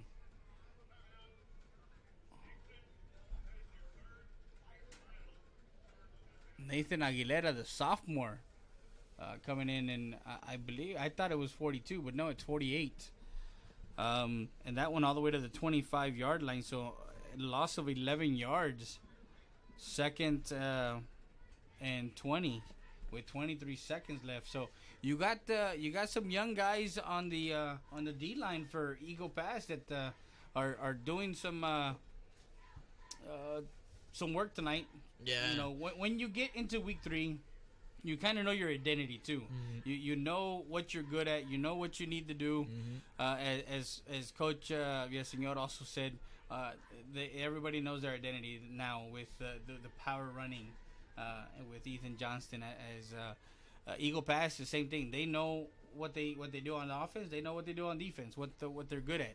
So it's gonna be interesting to see these last 3 weeks of Texas high school football and leading into. It's gonna be exciting because everything's up in the air right now so far. So and anyone can come back with the title, anyone can lose at any time. So it's real.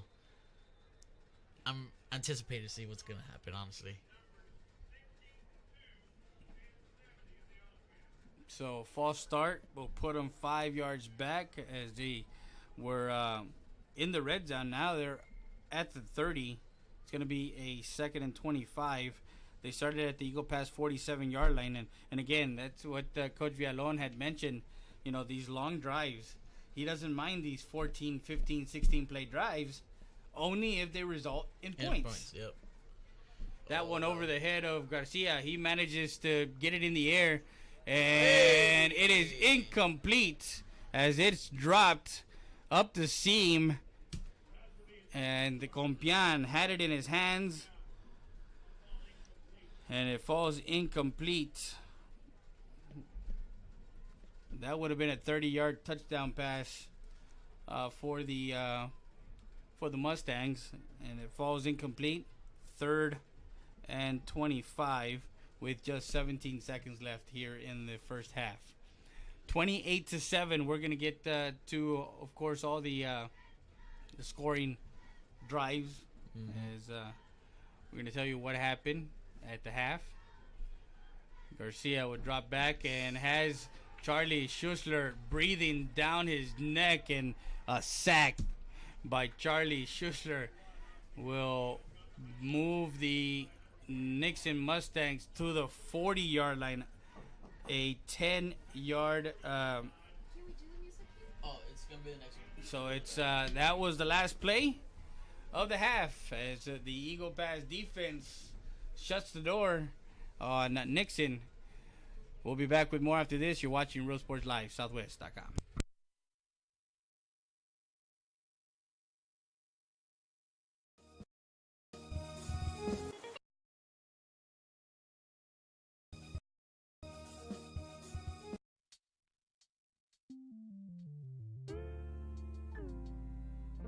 Hello, Eagle Pass and surrounding areas. My name is Grant Beer. I'm the general manager of Ramp Country Auto World. We have the largest selection of pre-owned inventory. Come by and see us at 1997 Veterans Boulevard, where we make sure our customers are number one.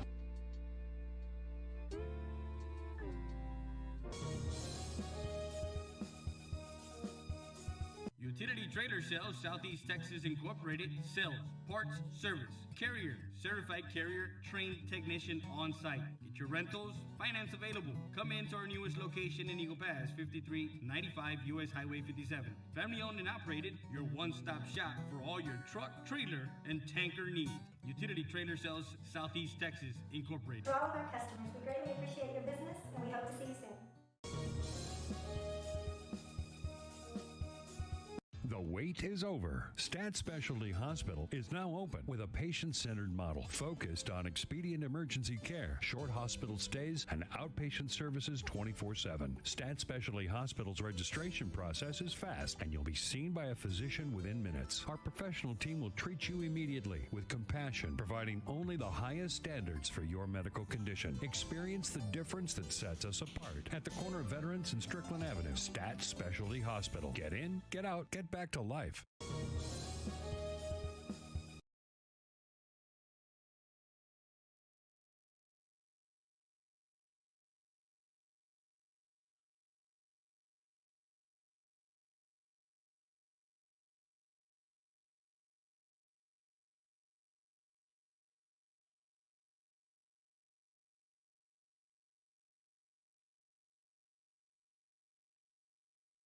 Twenty-eight to 7 at half. We're live from the the Colesville Foster Veterans Memorial Stadium. I keep saying the Bill Johnson Student Activity Center because that's the it's the Eagle Pass ISD Student Activity Center here in Eagle Pass, but it's the Colesville Foster Veterans Memorial Stadium. In Laredo, it's the it's the UISD Student Activity Center, but it's the Bill Johnson Student Activity Center. So, yeah, when we cover a lot of football, You get a lot of stadiums. stadiums. Yeah, you go to a million stadiums, man. It's hard, but 28-7 here at the half, and we're gonna get to the players of the game of last week. We want to make sure that's what we do with Real Sports Live. We feature the kids on the field and on the court and on the baseball field. In any which way you see it, that's who we are here for. For the fans, the parents, the grandparents, the aunts, uncles, everybody that watches these young athletes, high school athletes, and of course the kids that are on the field doing what the student athletes do. So here is Christian Barcena with his interview, and told us a little bit about what is important to him of that game against LBJ and having that interception late in that game. And I get you, Freddie, because when I was in my years, hearing your name on the radio and your aunts and grandma and all them telling you, oh, we heard your name on the radio and how you were playing stuff, it gets you excited. It's cool that people are hearing your name out there, especially when I was small, hearing guys' names like from varsity, from baseball and football, just for your name to be said on the radio or on TV, how we're doing here live, it's awesome feeling. It's pretty cool. Yeah. So we'll get back to this, and we'll be back with more.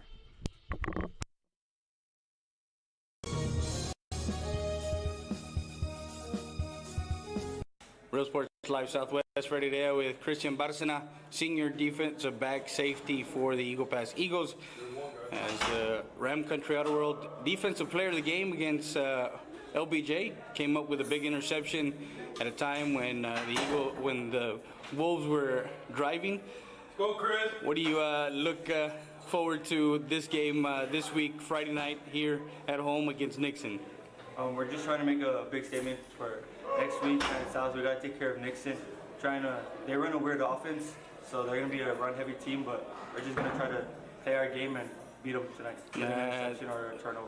Looking at Nixon, of course, they have Joseph Ibarra, who's a 200-meter champion in District 29 6A. They also have Tawad, a big bruising back in the backfield. As you mentioned, they run a slot T offense, misdirection offense. You guys have played similar offenses against Southwest. What are the keys to keying on the offense? Our D-line and linebackers are just going to have to plug up the holes, and if they spit it out, our DB's got to clean it up. Like that. That's Christian Barca, your defensive player of the game. You're watching Real Sports Live, Southwest.com.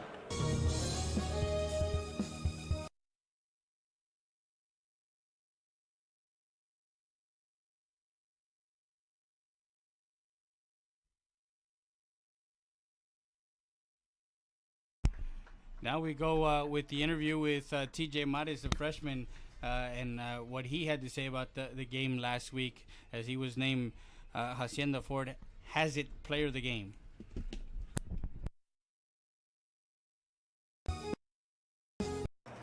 Real Sports Live Southwest, Freddie Dea with TJ Mares, offensive player of the game. 8 carries, 64 yards, 3 touchdowns. How did you feel about this game against LBJ? And you had that 41-yard touchdown run. After you got in the clear and you saw green, was there anybody that can stop you? No, sir. I'm just going to keep doing me with my team. We're doing good right now, and just all of the line, and it's team-based. As far as the yardage, I know you had only 64 yards, but you had 3 big touchdowns. The touchdowns, of course, were short yardage touchdowns, except for that 41-yarder.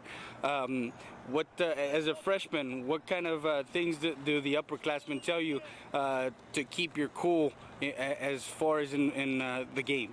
Just keep doing work and just work at it. Better and better. TJ, looking at Nixon and the Nixon defense, they run a base 4-3 defense. What did Coach tell you, and what are the things that Coach Cardenas tells you sometimes coming off the offense and getting going for the next drive? Just gotta do work, just keep on working, find the holes, and just sometimes go a little slow, but that's all. TJ Mares, your offensive player of the game. You're watching Real Sports Live, Southwest.com.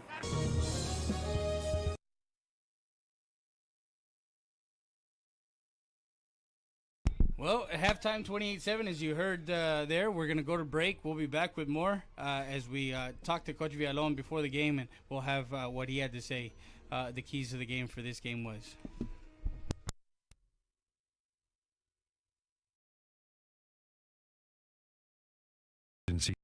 Centers. Proven leadership, experience, and high standards in patient care and services. The difference sets us apart. STAT Emergency Centers was the first to implement a modern approach in emergency room services. Voted best freestanding ER and now first to develop an independent physician-owned specialty inpatient acute care hospital. Your healthcare matters to us. Thank you, Laredo, for trusting STAT Emergency Centers and providers with your healthcare needs. Excellence is not a given. You earn it.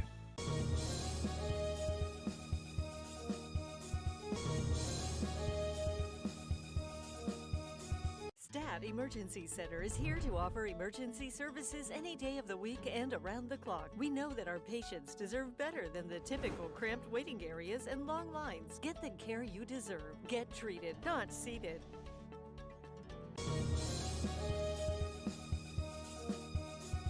Hey everyone, my name is Rudy with Mattress Clearance Warehouse, inviting you to come and see the best price mattresses in all of Laredo and now our new location in Eagle Pass. Take advantage of our great promotion that we have right now. For only $40 down, you can take your mattresses home today. Get 90 days, same as cash. Queen sets start at only $150.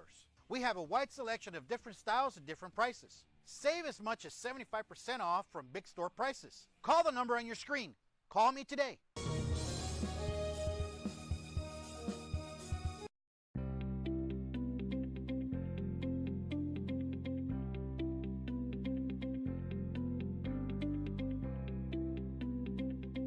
Quality Insulation Services from our experienced professionals. Call us for more details at 830-776-9080 or visit us at 2881 North Veterans Boulevard in Eagle Pass. Texas Diamond Insulation. Build it right, seal it right. If you can build it, we can spray it. Insulation that lasts forever.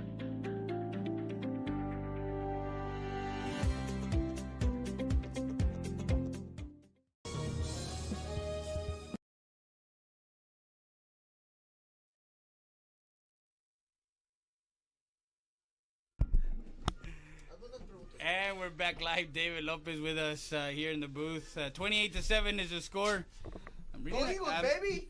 Oh, always comes in and yells like that. And instead of knowing the fact that he's on the radio, he's in the internet, and people are gonna say, "Who is this guy yelling?" Go Eagles, baby! Coach, how did you see the first half? 28-7. As we got Noah Garcia with us, of course, our camera operator upstairs, taking all your sights of the field.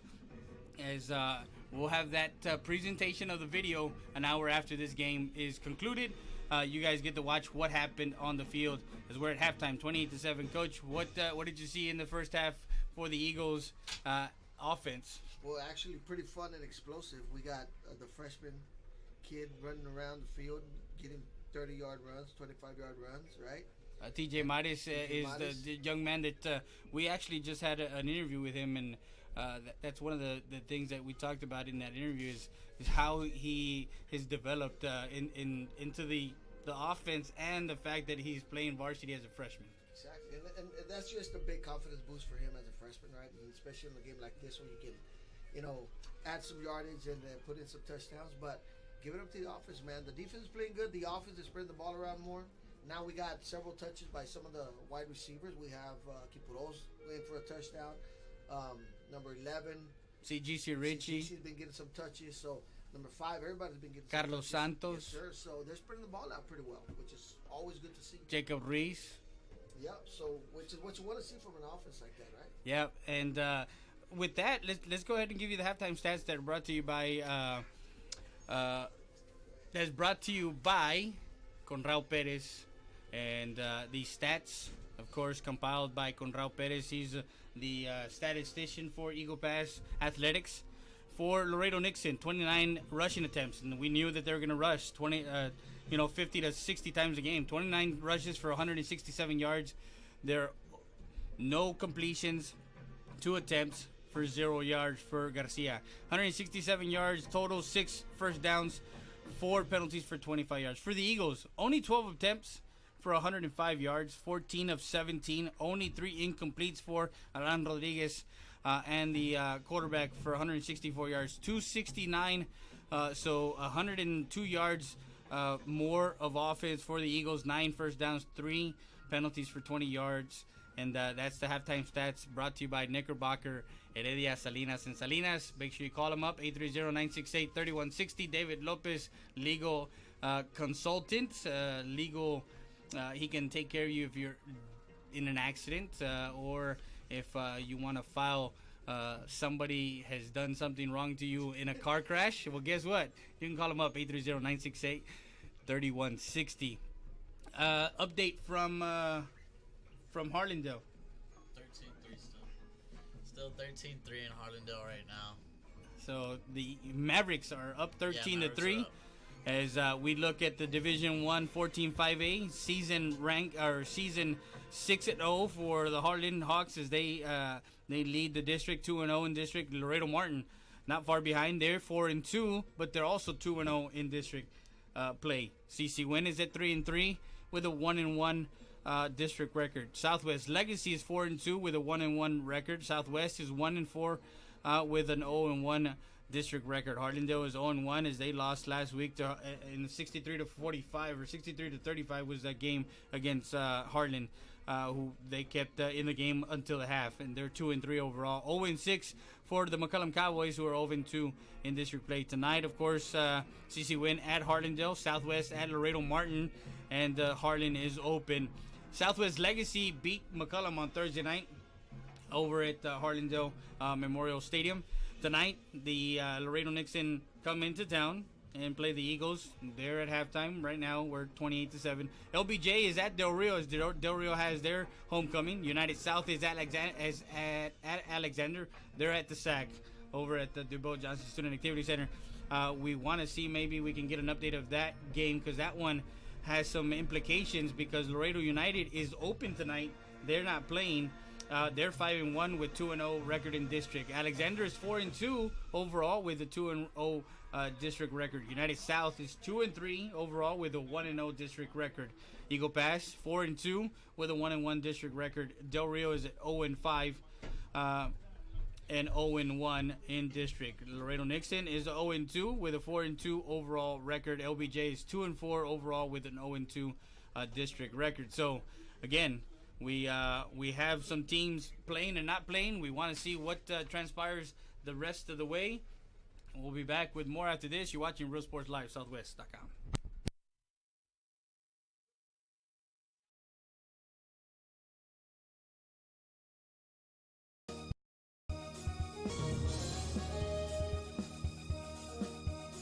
Buenas tardes, aquí apoyando a los equipos de los Mavericks y los Eagles para que este año les vaya bien y siempre los estaremos apoyando y especialmente aquí a mi hijo David López, es mi nieto, le deseamos lo mejor. Come visit Lulu's at 2955 El Indio Highway for some great Mexican food. Donde la comida se hace con amor. Rody's Country Fried Chicken, located at 1910 El Indio Highway, wants to wish the Eagle Pass Eagles and the CC Win Mavericks a successful season. From the Rodriguez family, come by before or after the game and enjoy some great food.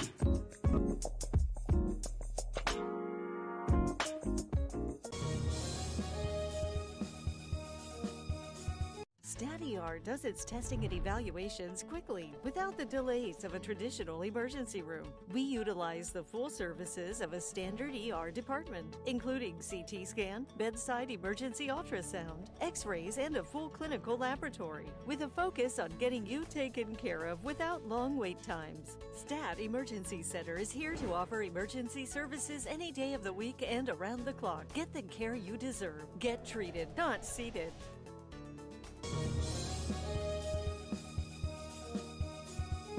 Texas Diamond Garage is located at 2881 North Veterans Boulevard. Personalize your car, truck, or SUV.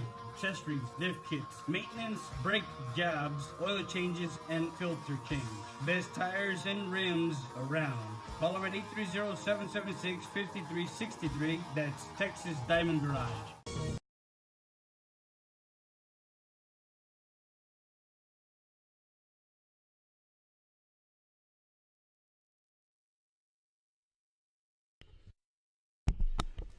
And we're back live, halftime here from Colesville Foster Veterans Memorial Stadium, 28-7. The defense has been doing the job for the Eagles.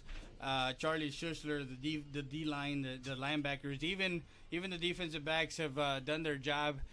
David Lopez, Christian Barcena. So, again, they're all doing what they need to do against Nixon. Stop that potent offense.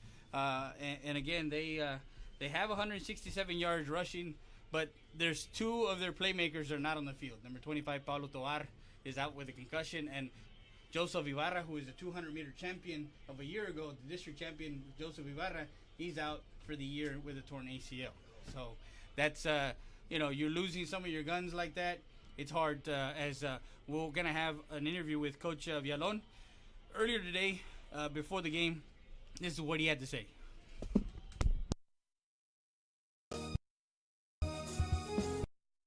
Real Sports Live Southwest with Coach Villalon of the Laredo Nixon Mustangs. Coach, coming in 0-2 in district play, 4-2 overall. You got a couple of injury bugs, Coach, but the team is ready for the travel to Eagle Pass and get ready for a Tom Gonzalez coach the Eagles. What are the three keys for tonight's game, Coach? Number one, we're going to have to figure out a way to get the pressure on the quarterback. Very few teams have been able to do that, which is why they've been so prolific with their passing attack. And we're going to try to do it without blitzing. We're going to try to get our front four to actually exert pressure, because anytime you send anybody, it opens up a lot of big gaps. So one is to try to get the quarterback uncomfortable and try to get them off their game with their passing game. Two, their running game, they do a great job of not only running sweeps, but also pulling guards and opening up people for big yards. They've got two excellent running backs to do it with. And our defensive linemen have to really squeeze that gap down and have the Mike linebacker clean up the mess. Offensively, we've got to be able to move the ball against the wind. We've got to be able to move the chains, keep their offense to the sideline, execute, finish the drives, not with punts, not with field goals. We got to get in the end zone. So those are 3 points for us to have that we've got to execute if we're going to try to be competitive with these guys. Coach, I know you're without Tovar and without Ibarra, but you got a great chemistry of teammates, that the next man up kind of mentality, Coach. And who would be coming in at tailback and at fullback back there in the slot T, Coach? At tailback, we have a senior named Steven Taylor. He's fast but very inexperienced because he didn't play football last year. And so he's been doing his best to learn the offense as best he can. And tonight, whether he's ready or not, he's going to go. And at fullback, we're rotating 2 different seniors. We brought TJ Rogelio from the defense, from safety, over to run fullback. He did it a little bit way back in the day. And our other fullback, Jerry Rodriguez, we pulled him from linebacker over. So both of them can rotate in at fullback, because it's going to be some heavy lifting for them, both blocking and running the ball wise. So those are the 3 boys that we're counting on to help us to keep the ball moving. Coach, I know that you're a time-consuming offense. You can chew up a lot of time off the clock. Is that one of the biggest things that you're trying to do against this Eagle Pass team? Putting that offense, not letting them back on the field. No, that's not what we hope for. If we want to break 80-yard runs, our boys are more than welcome to do that. But unfortunately, they usually catch us after 5 or 6 yards. So when we do things right, if the defense is doing things right, it's going to take us 12 to 14 plays to get it done. And I'm okay with that. Our boys are okay with that. Our defense on the sideline chewing mouthpieces and goofing around. And I'm okay when we can do that. But if they want to give us a 60-yard run, we'll take that also. But when we put the long drives together, it is good because it's a cold night tonight. Hopefully the receivers will tighten up a little bit. Hopefully their quarterback will get out of sync. And hopefully they'll be a little bit uncomfortable when it is time for them to come on the field again after a long drive. Coach, it's good weather for your type of offense because it's cold, and that's what you expect in October. October weather is Texas high school football. And thank you, Coach. Appreciate it. Good luck tonight. You're watching Real Sports Live Southwest.com. Thank you.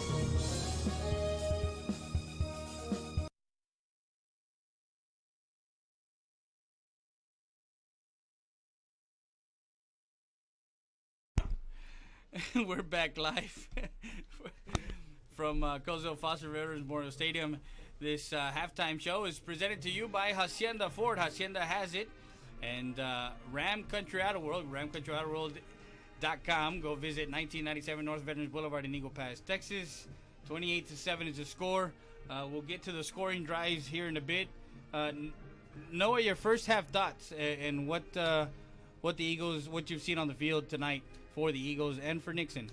For the first half, on the offensive side for the Eagles, they're not staying one-dimensional. They're going to the spread. They're going to the running game, and they're getting a lot of guys in there. They're not just keen on one guy. They're not just keen on the one running back how they did a couple of weeks ago, where they played against United. They didn't spread it out how they're doing tonight, and I think that right there, that's their identity, is just staying with the spread. They got the receivers, they got the quarterback to do it, and especially with the freshman coming in as a running back, TJ Matis, the kid can run. He can run downfield, he can run to the outside. And on Nixon's side, it's the injuries. The injuries playing a factor, and it's going to be a hard season for him. You're going to have to find the new running back, the new key man to go to. So overall, on the Eagles side, they're doing excellent. They're on all cylinders, especially defense. Defense, it's like they breed the D-line. Every year there's a new guy up, and especially with the linebackers. And for Nixon right now, it's just trying to find who's going to be the next man for them. Yeah, that's Noah Garcia giving his thoughts of this halftime at 28-7 Eagles as we go to the scoring drives and we go to what happened in the first half. Of course, Nixon got the opening kickoff. They went 4 and out. They punted out. They punted away. The Eagles with 9:52 in that first quarter. They just drive. It does no difference. They drive with J.J. Matis and, of course, Alan Rodriguez, who connects 15-yard pass play with 8:28 left in the first quarter. They go up 6-0, 5-play drive. What more can you ask for your opening drive as they put it in for 6? And Ramirez gets the point after attempt. Good. 7-0 for the Eagles here there early on. Nixon will kind of drive, but then get stalled as they started at their own 25 on their second drive. And we talked about those kind of drives. Coach Villalon doesn't mind those 15-play drives, but they got to result in points. So they resulted into a punt. So with 3:58 left in that first quarter, still Eagle Pass gets the ball at their own 36. 21-21 at the half. Over it, it's a tight ball game as Alexander and United South, the Panthers, are tied up at the Bill Johnson Student Activity Center. We got the update from our good friend Sophie. It's not Berain anymore. Sophie Berain. Is it still Sophie Berain? Yeah, Garcia. So Knickerbocker, Heredia, Salinas, and Salinas, they have an office in Laredo also. So going back to the scoring drive, 5-play drive, another 5-play drive started at their own 34. TJ Maris had some good runs in that he has 98 yards here in the first half rushing. And they didn't have that many rush attempts. They only had 12 rush attempts. Yeah, So the kid's real fluent on the running game, from bumping it to the outside using his speed, and he's not afraid to take a hit, and he's not afraid to give a hit. So it's going to be a good couple more years for that young man, TJ, and especially when you could bring in Isaac and bring in also Saul Perales to give him some break time, man, your offense is going to be in real good shape, looking for a long drive to get into the playoffs. And in that drive, that 5-play drive, he took it 31 yards to pay dirt. 2:32 left in that first quarter when he had that 31-yard touchdown run to make it 13-0 with the point after attempt was good, 14-0. Nixon came back, and guess what? They woke up as they had a 5-play drive, 70-yard, and number 19, Eric Reyes. Go Eagles, baby! As David Lopez exits the radio room here. From the 43-yard line, Eric Reyes for the Nixon Mustangs takes it up the middle, 57-yard touchdown run, and brings the Nixon fans up and the band, up on their feet with 38 seconds left in the first quarter. It makes it 14-6 with the point after attempt good, 14-7. Then the Eagles take it from their 20, 80-yard drive that ends the first and goes into the second. And again, second touchdown for TJ Matis, 1-yard plunge with 8:36 left in the second quarter, makes it 20-7. Point after attempt good by Ramirez, 21-7. For Nixon, 3 and out, and the Eagle Pass Eagles get it back at the Nixon 37-yard line after that botched punt by Garcia. 6-play drive, pitch and catch, as that one went to Dakota Kiporos from 7 yards out, 7-yard pass play with 4:24 left in that second quarter. But in that drive, Alan Rodriguez went 4 for 4 in that drive as he connected 3 passes to Carlos Santos and then to Kiporos for that 7-yard pass play. Made it 27-0 or 27-7 with the point after attempt good by Ramirez. And then after that, it was Nixon. Nixon took the whole 336 before the half, and they actually stalled at the 14-yard line, had a couple of penalties, and then had a couple of negative plays. And that's where we're at the half, 28-7. We'll be back with more after this. You're watching Real Sports Live, Southwest.com.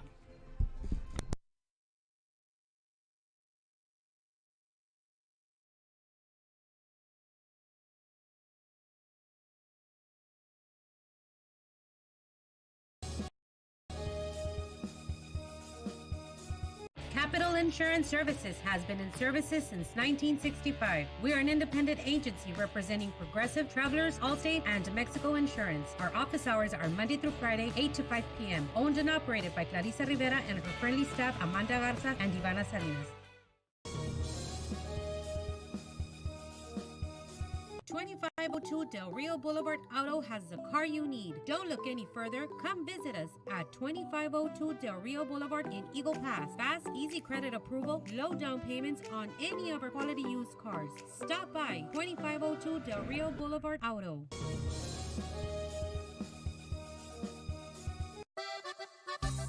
Sarita's Tortilla Factory with 3 great locations to serve you in Maverick County. Come try our delicious barbacoa with the tortillas. Si son Saritas, ni me las calientes. Also, you can get our tortillas in Laredo, Texas at your local supermarket. That's Sarita's Tortilla Factory.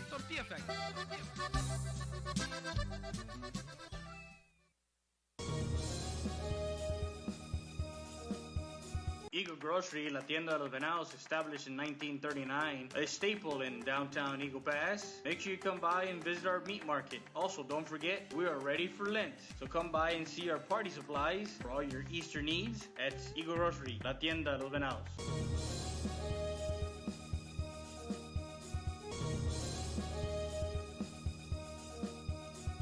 Capital Insurance Services has been in services since 1965. We are an independent agency representing Progressive, Travelers, Allstate, and Mexico Insurance. Our office hours are Monday through Friday, 8 to 5 p.m. Owned and operated by Clarissa Rivera and her friendly staff, Amanda Garza and Ivana Salinas.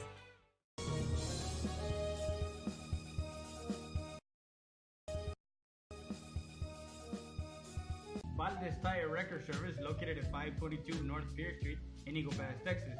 With 24-hour roadside service, commercial tow, automotive repair shop, call us today at 830-757-3102. Valdez Tire Record Service wishes the Eagle Pass Eagles and the CC Win Mavericks a successful team season.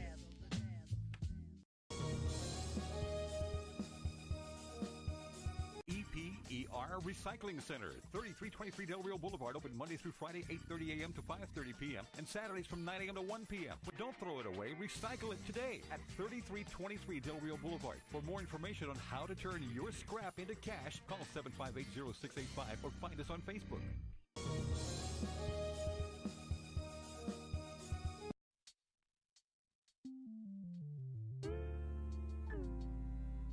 Hello, Eagle Pass and surrounding areas. My name is Grant Beer. I'm the general manager of Ram Country Auto World. We have the largest selection of pre-owned inventory. Come by and see us at 1997 Veterans Boulevard, where we make sure our customers are number one.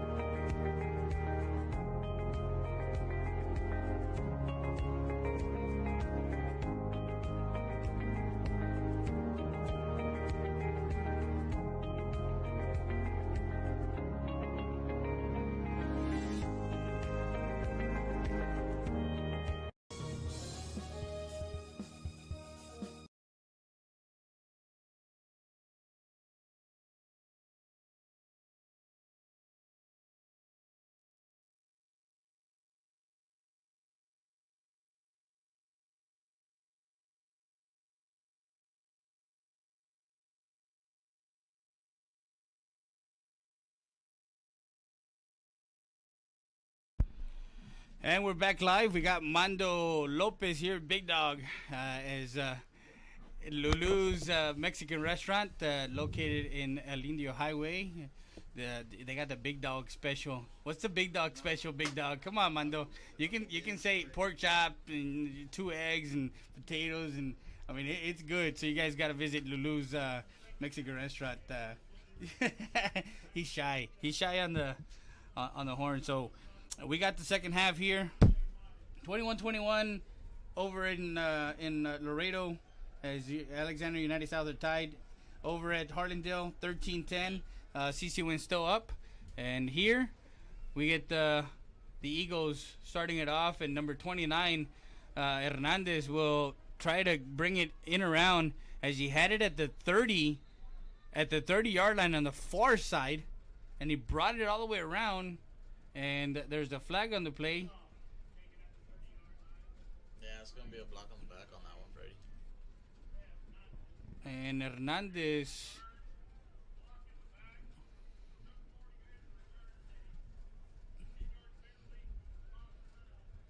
So we go to the third quarter. 28 to 7. Do we have our camera operator? Not quite sure if we do have him or not. Haven't seen the camera move at all. There is a first play, and Mares will have the ball. He's at 98 yards. He does have over 100 yards now as he got that one across the 15. So Eagle Pass opens up the second half at their own. It was at their own. Was it 12-yard line? No, 8-yard. At the 8. On the 1st and 10, gives it to Mares and brings it up to the 19. 1st and 10. An 11-yard rush, so he's over 100 yards. He was at 98 with those 11 yards. It's 100. It's going to be a 3-digit game for him. Not bad for a freshman. So they tack on another 15 yards, a personal foul on the defense. So they're going to tack on to the 29-yard line. Be 1st and 10. Sorry, the 34-yard line.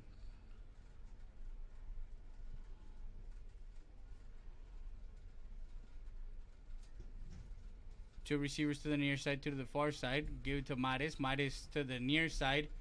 Shakes and bakes. Gets it to the near side. And then gets across the 50 to the 49-yard line.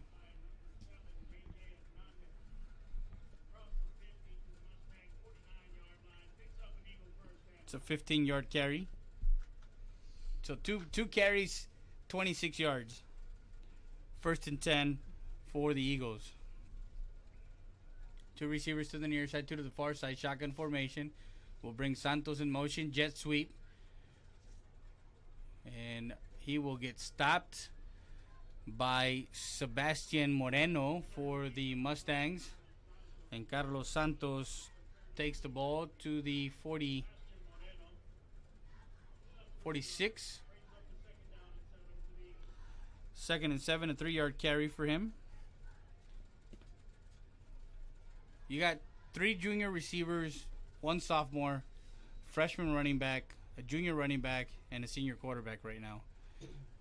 So you got a couple of guys on the line that are seniors also. Alex Martinez, who's a 3-year starter for the Eagles. Dropped back, doesn't see anything open.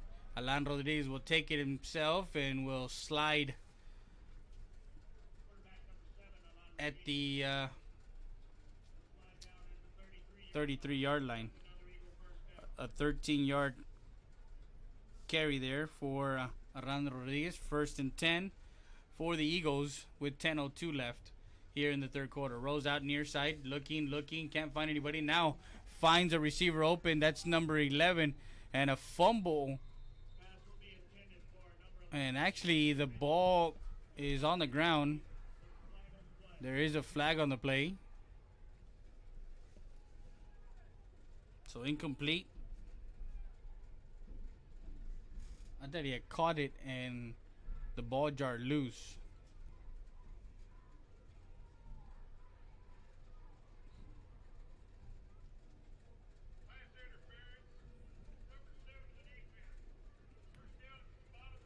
So pass interference on the defense. It was a defensive pass interference. And that one to the 29. Spotted the foul. 1st and 10 from there, from the 29. Right now, Freddie, I think they should start putting in the second string, especially with the quarterback situation. You don't want Alana to get hurt, especially with the ball game like this with a 28-7 lead. Yeah, well, and he's had some injuries, some nagging injuries, as TJ Mares takes it to the outside. Oh, and there is a flag on the play. I don't think that flag should have been thrown.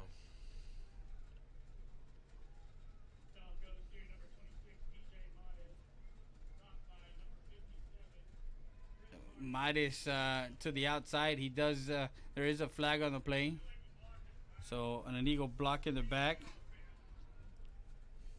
So 10 yards.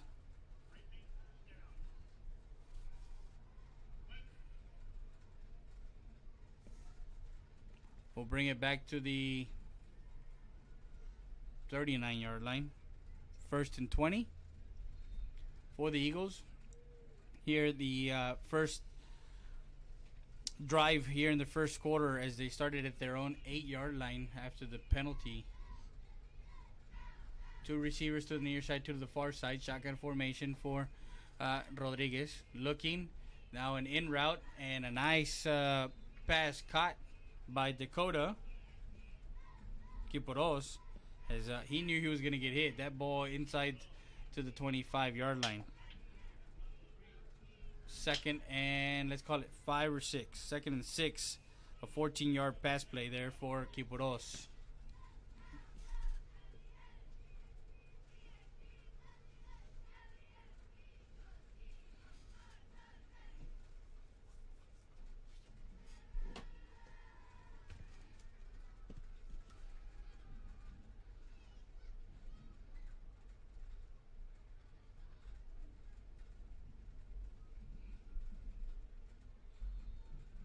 That one to...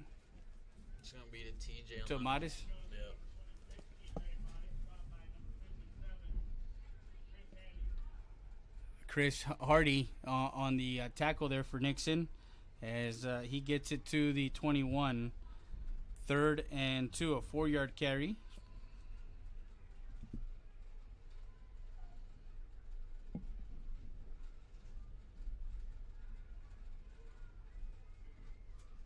Rolls out near side, looking, has a man open. Touchdown, Eagles, as Kiporos from 21 yards out. Pitch and catch from Alan Rodriguez to Kiporos for the 2nd time. Connection, 8:06 left in the 3rd quarter. They make it 34-7. That was a nice pass play there by Alan Rodriguez. Yeah, Brandon, I think that's going to be the nail in the coffin for tonight. Honestly, it doesn't look like Nixon has any drive in him right now. No, doesn't look like any effort at all. So I think that's going to be the nail in the coffin for him. 35-7 is the score. We'll be back with more after this.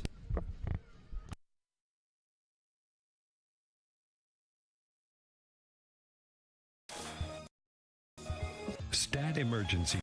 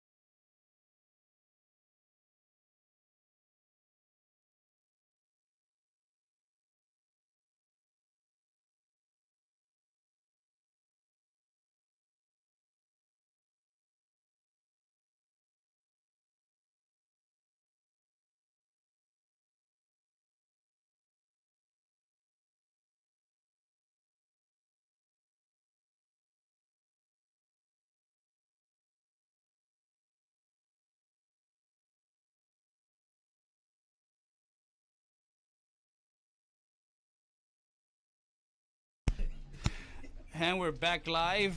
8:06 left, and the kickoff went into the end zone for a touchback. And we're gonna have 1st and 10 for the Mustangs. There's a 35-7 lead for the Eagles as they drive 92 yards. Yeah, it was a 92-yard drive on that one, and I think this is where you're just gonna have to put in your second stringers. You don't want to get anyone hurt right now, especially defense, offense, especially offensive-wise on the quarterback situation, since Alan's been having some injuries lately. So right now you have this game pretty much already taken down and has a nail in the coffin in it. So right now, get in the younger guys, get them to get more reps, get in your younger quarterback, let him get reps, get ready, because next year he's gonna be your go-to guy. He's gonna be your go-to guy, and that's what you're gonna have to do right now. This is a game to get reps in. Yeah, as the quarterback situation, of course, they have Sarabia, Fernando Sarabia out right now with he went out with an injury against Southwest. He's a junior at quarterback, and that one is fumbled but recovered by the Mustangs. 6:54 left on a 3rd and 8. We were talking about Fernando Sarabia, who's a junior. He started the year great for the Eagles. He got hurt. They brought in back Alan because he was actually injured early in the year. He got hurt during the scrimmage against Somerset. He tweaked his ankle, so he was kind of favoring that angle. When Sarabia went down, he came back in, and he did a good job in filling for him. So then he went down against that. I believe it was the McCullum game, not the McCullum game. It was the Southwest game. No, not the Southwest game. Well, he went down. Yeah. Sarabia went down. He came in, but then Alan went down the week after that. Yeah, it was McCullum. It had to be McCullum because y'all had McCullum away. Okay, so the McCullum game, that's when they brought in Domingo Fuentes, and he had a 208-yard a day. So again, they have the quarterbacks in place. They also have Jacob Reese, who we thought was gonna start the season, but he got hurt in the orange and white game. So there was a lot that happened. Alan Rodriguez will roll out near side, looking, can't find anybody. Now throws it out of bounds. Yeah, like you said, with all those injuries and stuff, it's times like these where, hey, don't push it. Just keep it to a minimal. If you don't need to put anyone in like that as your starters, keeping them in there, especially when it's 35-7. When it's a game like this, it's bring in Mingo.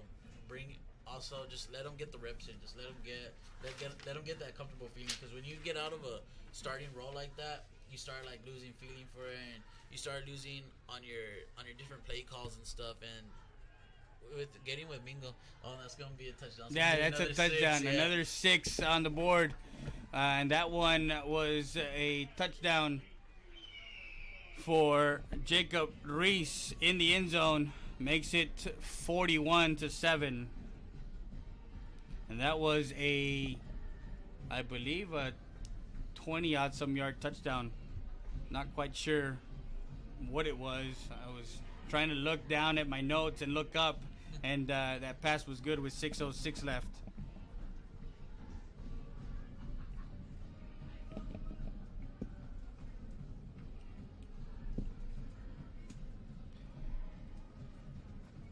And the point after is good. 42-7. We'll be back with more after this.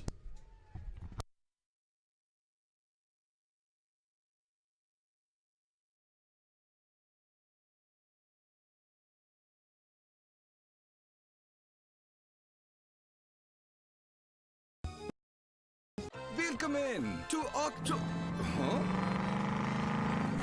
Welcome to Hacienda Ford's Trucktoberfest. Trucktoberfest is the biggest sale of the year on new trucks and SUVs at Hacienda Ford. Now, no matter what options you want, it's at Hacienda Ford. Right now, get a 2019 Ford Expedition for 0% interest for 72 months plus $2,000 bonus cash. Trucktoberfest means Hacienda has it.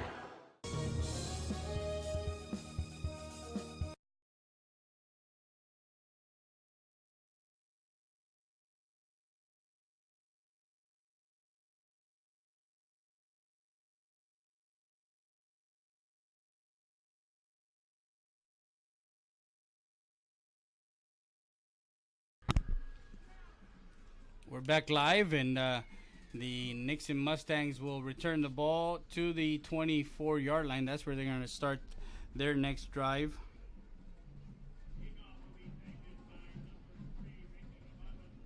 As Ricky Navarro brings it out. With 6 minutes left here in the third quarter, it is a 42-7 game here in week 7 of Texas high school football. Anything can transpire. I mean, we still have 6 minutes in the third quarter and then the fourth quarter. Yep. 2 receivers, one to the near side, one to the far side, and as we got a new quarterback, number 8, Hector Rodrigo is the quarterback now, and we'll hand it off on a 1st and 10. Trying to see who it was. If it was Reyes, number 19. 2nd and 2 with an 8-yard.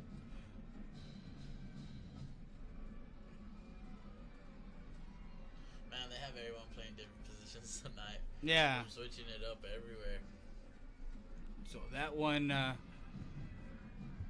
after the pile up, that was Compián, number 24.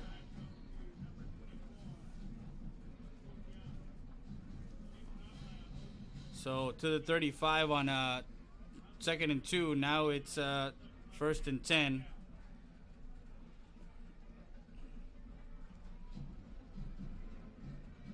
So Rodrigo under center. He will roll out, looking to throw. Throws it near and almost picked off. Last week, Salinas had a pick 6 last week and almost had that one there picked off as he rolled out with Rodrigo. Spying on him. That pass incomplete.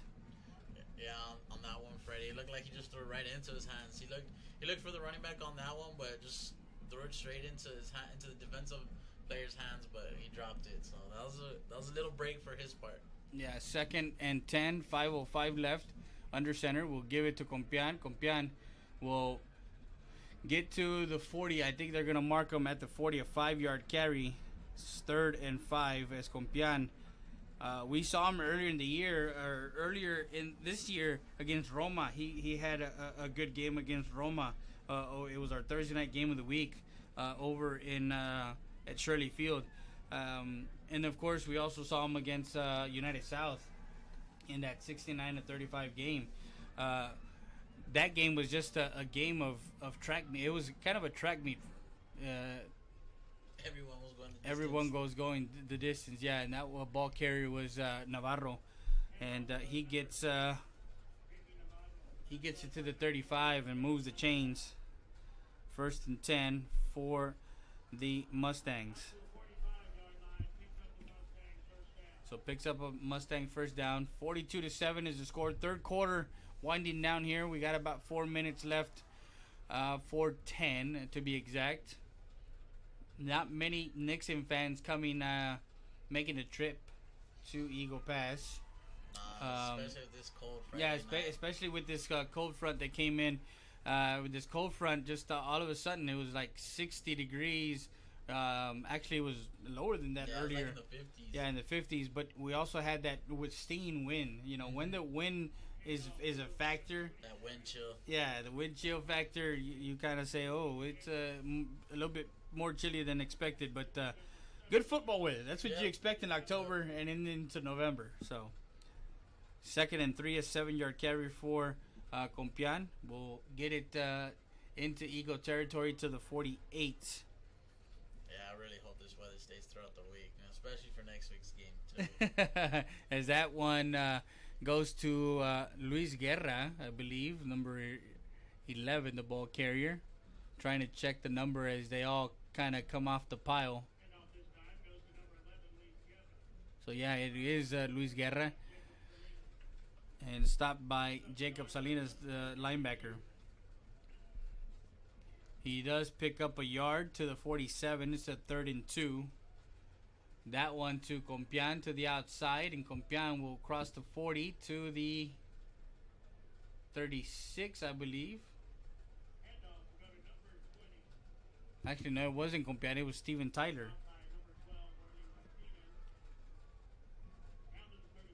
to the 37-yard line. A 10-yard carry there for Tyler. 1st and 10 for the Mustangs. 2:33 left. They mixed in a pass in between all these runs. We'll give it to, again, I believe it's Tyler there. If not, Compian. Man, you just feel for the offensive line, Freddie. They're all on the floor right now. They're trying to get up, and they've been in the trenches all night, and I just feel for them so far right now.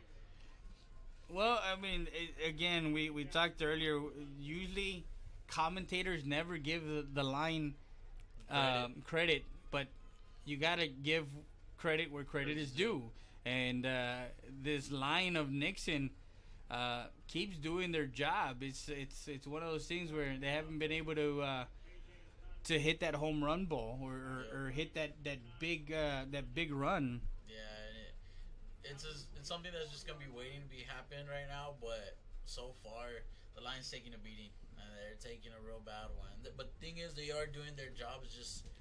They're just not getting successful to end these drives with points scored. Yeah, that one giving up the middle. That's Compian. Compian to the 15, crosses the 15 into inside the 15 to the 13-yard line. So an 11-yard carry there for Compian as he takes it down to the 13-yard line. There's going to be a flag there on the far side of the field. Oh, it was against the defense, so... So the ball to the 13-yard line, 1st and 10 for the Mustangs. And they're moving the ball so far, Freddie. They're moving it right now, and I know there's some time left, but if they want to get back in the ball game, they're gonna have to make it happen real quick. Gives it again to Compian, and Compian is met by a host of Eagles. There's a big pile of Eagles. That's Javier Santos and Charlie Schussler and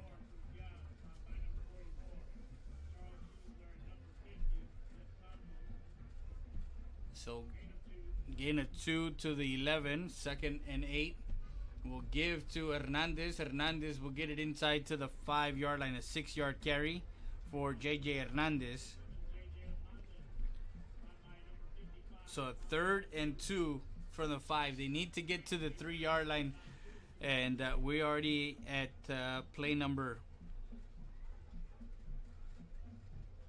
14 play drive. And it's a clock management type of offense, Freddie. And push it in? No, he is stopped short of the touchdown as the Eagle defense with 7 seconds left. J.J. Hernandez tries to score, and that will end the 3rd quarter. 42-7 is the score. We'll be back with more after this. You're watching Real Sports Live, Southwest.com.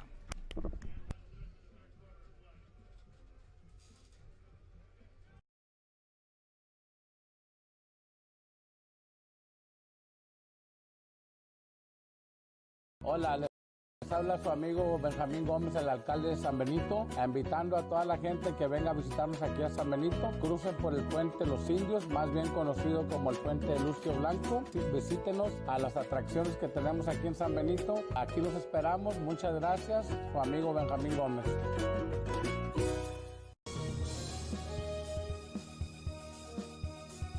Willkommen to Welcome to Hacienda Ford's Trucktoberfest. Trucktoberfest is the biggest sale of the year on Ford pickup trucks at Hacienda Ford. Now, no matter what options you want, it's at Hacienda Ford. Right now, get a 2019 Ford Ranger for 0% interest for 60 months plus $2,500 bonus cash. Trucktoberfest means Hacienda has it.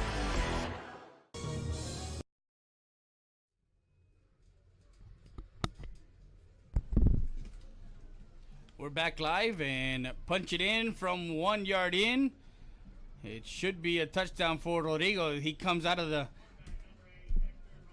Rogelio comes out of the pile, and everyone's just trying to get out of the pile right now. Yeah, but I don't think they've indicated touchdown yet, but I know it is because they were at the 1 inch line. So Rodrigo caps it off from 1 yard out with 11:58 left here in the fourth quarter. They punch it in from 1 yard out, and Rodrigo gets into the end zone to make it 42-13 with the point after attempt yet to come. It is up and good.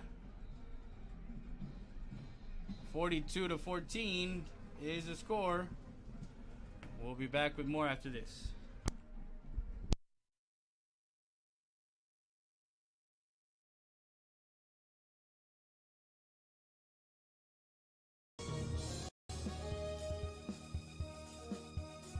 Valdez Tire Record Service, located at 522 North Pierce Street in Eagle Pass, Texas.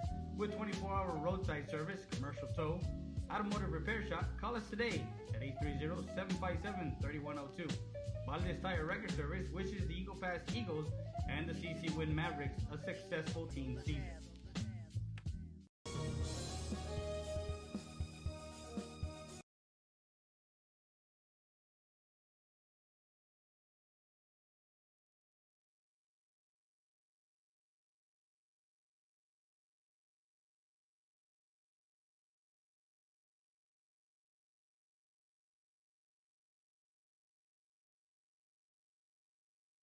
And we're back live, 42-14, with 11:58 left here in the fourth quarter, as Nixon took 6 minutes of the third and 2 seconds of the fourth to get into the end zone. That one taken by Santos. Santos hands it off to TJ Mares, and Mares will bring it out to the 21-yard line. So the Eagle Pass Eagles will have it at the at their own 21-yard line, 1st and 10. Gonna see if what you talked about. Yeah, they bring they bring Domingo Fuentes. They also bring Hiller and Sergio Lopez out as receivers, and they bring Caballero out also. I know he was Caballero. We were talking earlier, we hadn't seen him much, but he's been having a nagging knee injury since that United game. Outside to Lopez, and that one is incomplete. That was a quick out. The first pass that Mingo throws, he throws incomplete. Yeah, well, that United game, he was having a real good game, but the thing is, he was taking a lot of hits, Freddie. So I'm pretty sure it was either he took a good solid hit to the knee, or maybe from last week's game, maybe that he's just trying to heal from. But so far, if he is hurting, don't try and push it, especially up 42-14. Get another guy out there. Yeah, 42-14 here in the fourth quarter. Also out in the field is Diego Faz, the senior, who's coming back his senior year after missing, and that's Caballero. Caballero finishing the run, crosses the 25 to the 20. Lead to 27.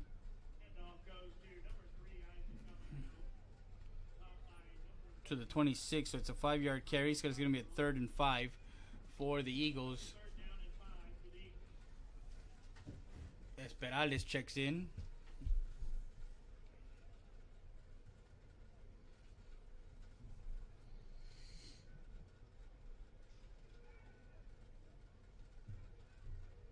Fuentes in shotgun formation. We'll give to Perales. Perales with some running room.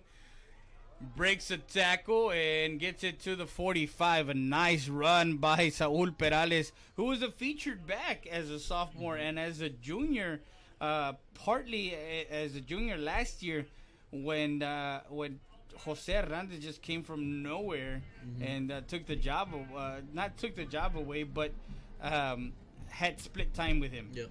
So, again, we know what he has and what he can do. So, like you said, he gets a 20-yard carry there, 1st and 10 for the Eagles, and there's a timeout called. Nixon, first charge timeout. We'll be back with more after this. You're watching RealSportsLive.com.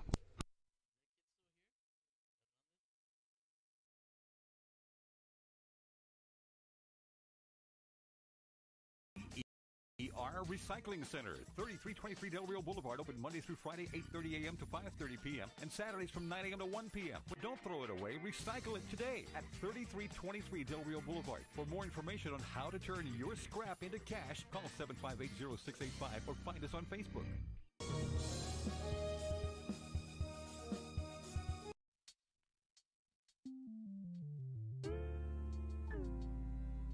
Hello, Eagle Pass and surrounding areas. My name is Grant Beer. I'm the general manager of Ram Country Auto World, where we have the largest selection of pre-owned inventory.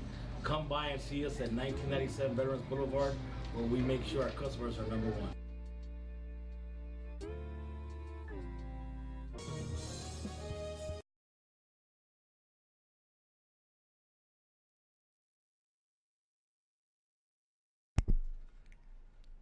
And we're back live as the Eagles, after the timeout for Nixon, Perales will carry the ball across the 50 to the 46, I believe, the 47-yard line. So from their own 46 to the Mustang 47, another rush, 7-yard rush, 2nd and 3. 10:21 left, and the Eagles are driving again here, already up 42-14. Fuentes at quarterback now. 2 receivers to the near side, 2 to the far side. Shotgun formation. Will give to Perales. Perales up the middle and finishes the run and gets it to the 31-yard line. And that's a 16-yard carry. 1st and 10 for the Eagles with 9:51 left. As we're checking to see the Win Harlandale game, and another carry for Perales to the 25-yard line, a 6-yard carry. That'll be a 2nd and 4.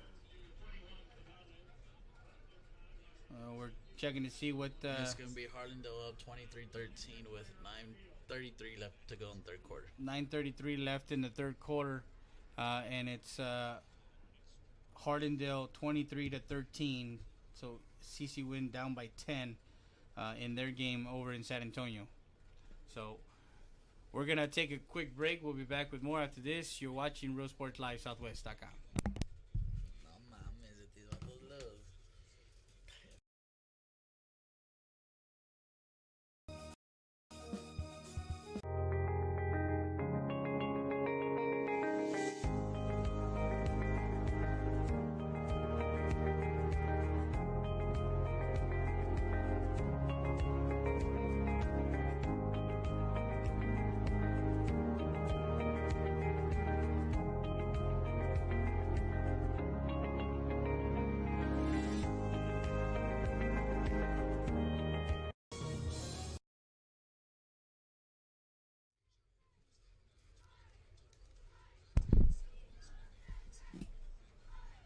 And we're back live as Saul Perales takes the handoff on a 2nd and 4.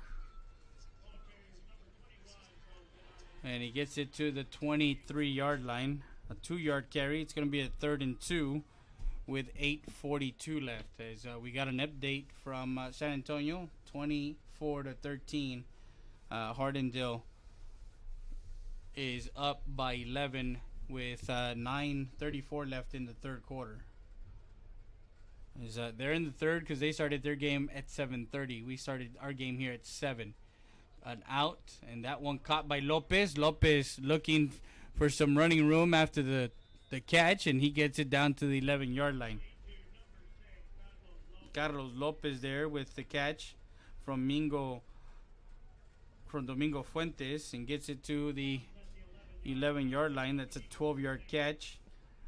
1st and 10 for the Eagles. And as you mentioned, you were just talking about it, having these young receivers, because they're all young too, except Hiller is a junior, Carlos Lopez is a junior, Sergio Lopez is a junior. The only senior on the receiving corps is Diego Faz. Mingo will take it himself.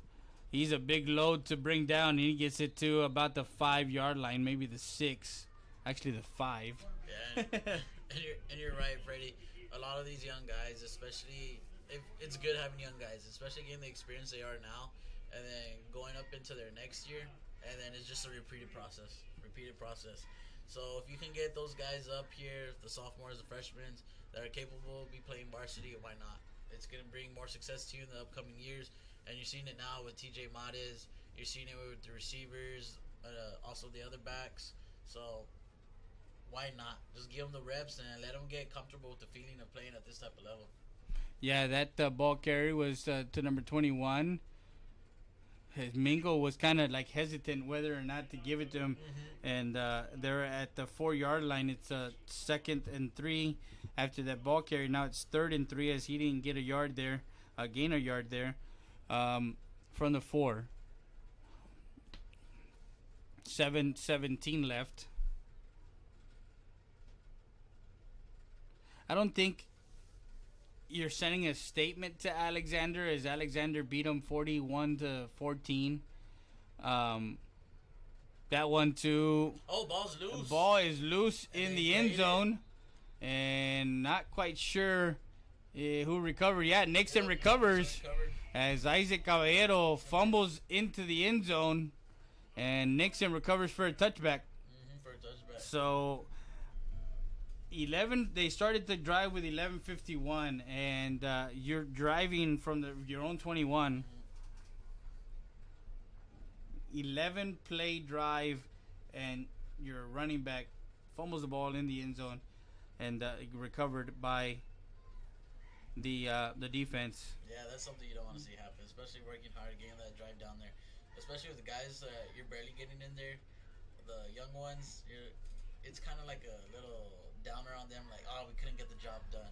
But that's just got to bounce back. Mistakes happen, and just don't let that one really stay on your mind, because there's always going to be more playing time. Yeah, as Caballero fumbles and Nixon recovers, Rogelio comes in and he fumbles the ball. He recovers, throws it, and that's a backward pass. They can pick it up. No! Oh. And that one, I believe, did they recover the ball or not recover the ball? No, it's going to be Nixon's ball. It's going to be Nixon ball, as that one was thrown backwards, and all Eagle Pass needed to do there was just pick it up.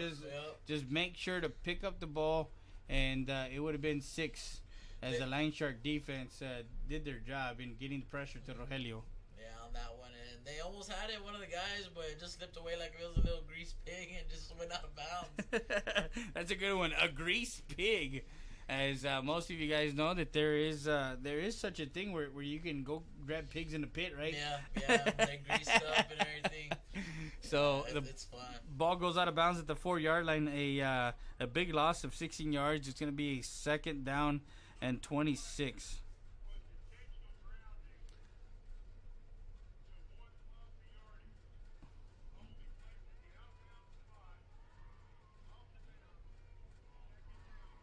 So 2nd down after the intentional grounding.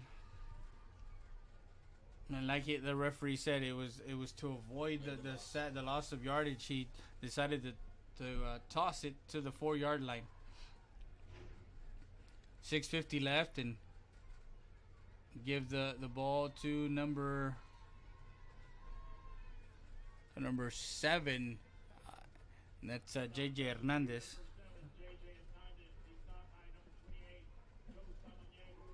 And Samaniego in on the tackle to the 7-yard line. It's a 3rd and 23. Any updates? So far, still the same. Still the same, 24-13.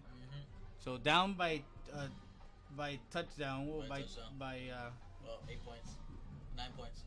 Is it 9 points? 24-13. No, by 11. Drops back. Rodrigo looking to throw. He gets the man, number 7, Hernandez, and he's off to the races. He's at the 40. He's at the 30. 20. 10. 5. Touchdown! Nixon Mustangs puts it into the end zone for a 93-yard catch and run. And that was completed with 5:55 left. Nixon does have some speedsters here on their team. That one, no one to get him. And the Mustangs put it into the end zone for a Mustang touchdown, 42 to 20. Eagle Pass still leads by 22 points here late in the fourth quarter. A 93-yard touchdown pass, catch and run from Rodrigo to Hernandez. And he missed the field goal on that one. They missed the field goal. Oh, but And there is a penalty on the defense.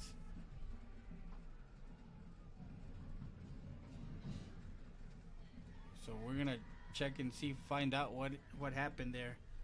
3-play drive. They go from their own 20. They get sacked. It goes back all the way to the 4-yard line. They get a rush. So they're gonna retry the extra point from the 2-yard line now.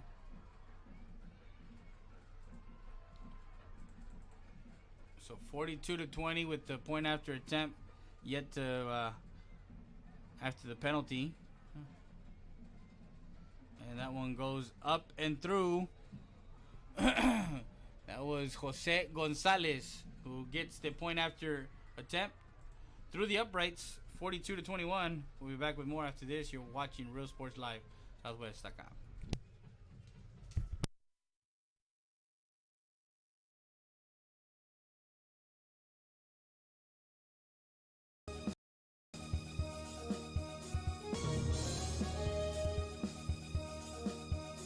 Buenas tardes, aquí apoyando a los equipos de los Mavericks y los Eagles para que este año les vaya bien y siempre los estaremos apoyando y especialmente aquí a mi hijo David López, es mi nieto, le deseamos lo mejor. Come visit Lulu's at 2955 El Indio Highway for some great Mexican food. Donde la comida se hace con amor.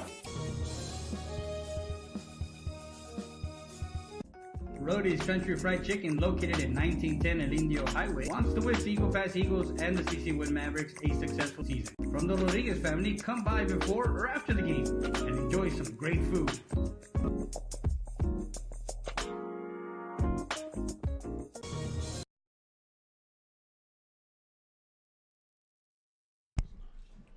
We're back live. 42 to 21 is the score. 5:55 left, and that one goes out of bounds.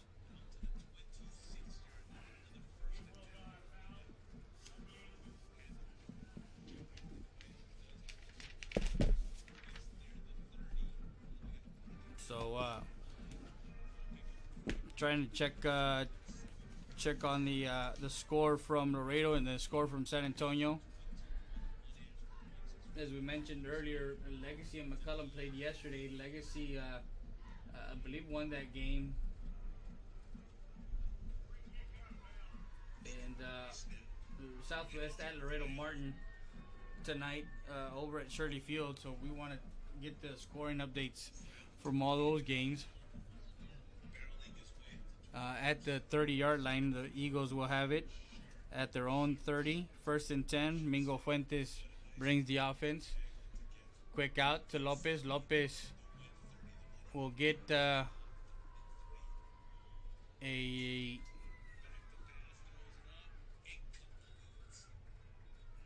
forward progress, but there is a flag thrown, and I believe it's gonna be a hold.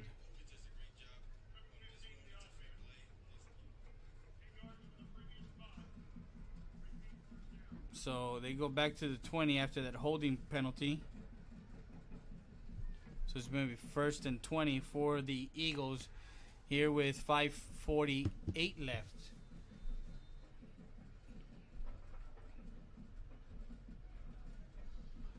You can watch us on YouTube, Facebook, Twitter. You can also download the Roku app, the VTX1 Roku app, and we're channel 2. We have a 24-hour TV station on Roku. We have all the best games, the highlights, and we also have the best game of the night there. Yeah. So wherever the best game of the night is going to be on the VTX1 Roku app. pretty fun. I mean, it's technology nowadays. Yeah, it's crazy. That rush was to number 21, Juan Saul Perales. He gets actually backed up 2 more yards to the 22. It's going to be a 2nd and 22, and Mingo decides to call his own number, and he gets hit behind the line of scrimmage all the way back to the 16-yard line. So he loses some more yardage from the 22. Actually, not the 22. He's at the 16. So it's 3rd and 24.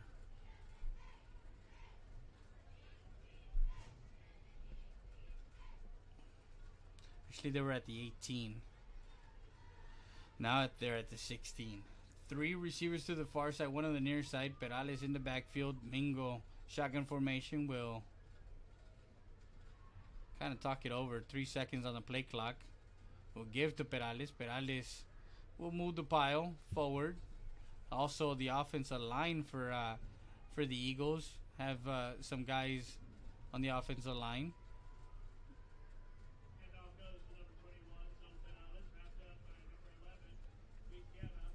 Luis Guerra in on the tackle. Bring a 4th down and long from the 20. Actually, from the 18. 3:32 left. No, it's they're giving these points up too easy, Freddie. It's points that Fumble recovered by the Eagles as we get a tight shot there from our camera operator, and there is a fumble recovery by the Eagles. Eddie Sepulveda, the sophomore, getting in on special teams. So they punt, and the Eagles get the ball back at their own 41-yard line. After the punt was fumbled and recovered, 1st and 10. Way to get positive yards there. You needed 20-something yards, 22 yards, and you got it on the and punt. you got it on the punt. Mingo Fuentes rolls out, still looking, now flings it, and that one is caught at about the 42-yard line. That's a nice catch by Sergio Lopez.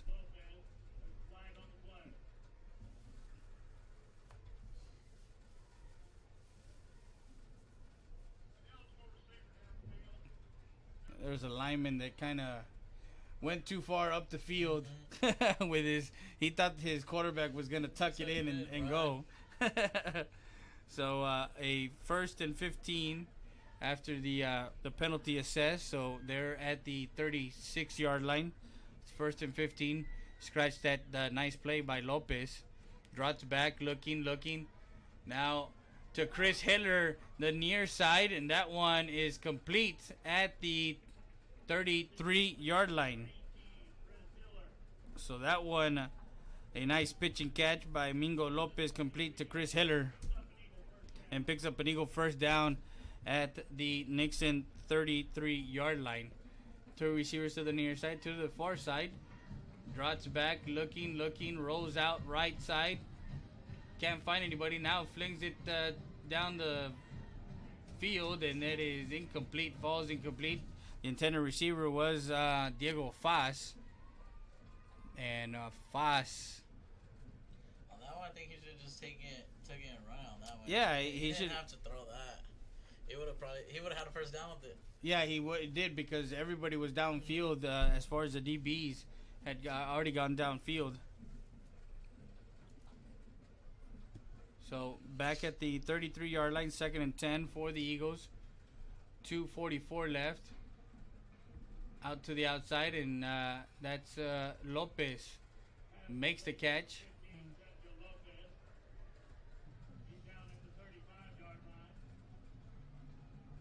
And he's shaken up a bit.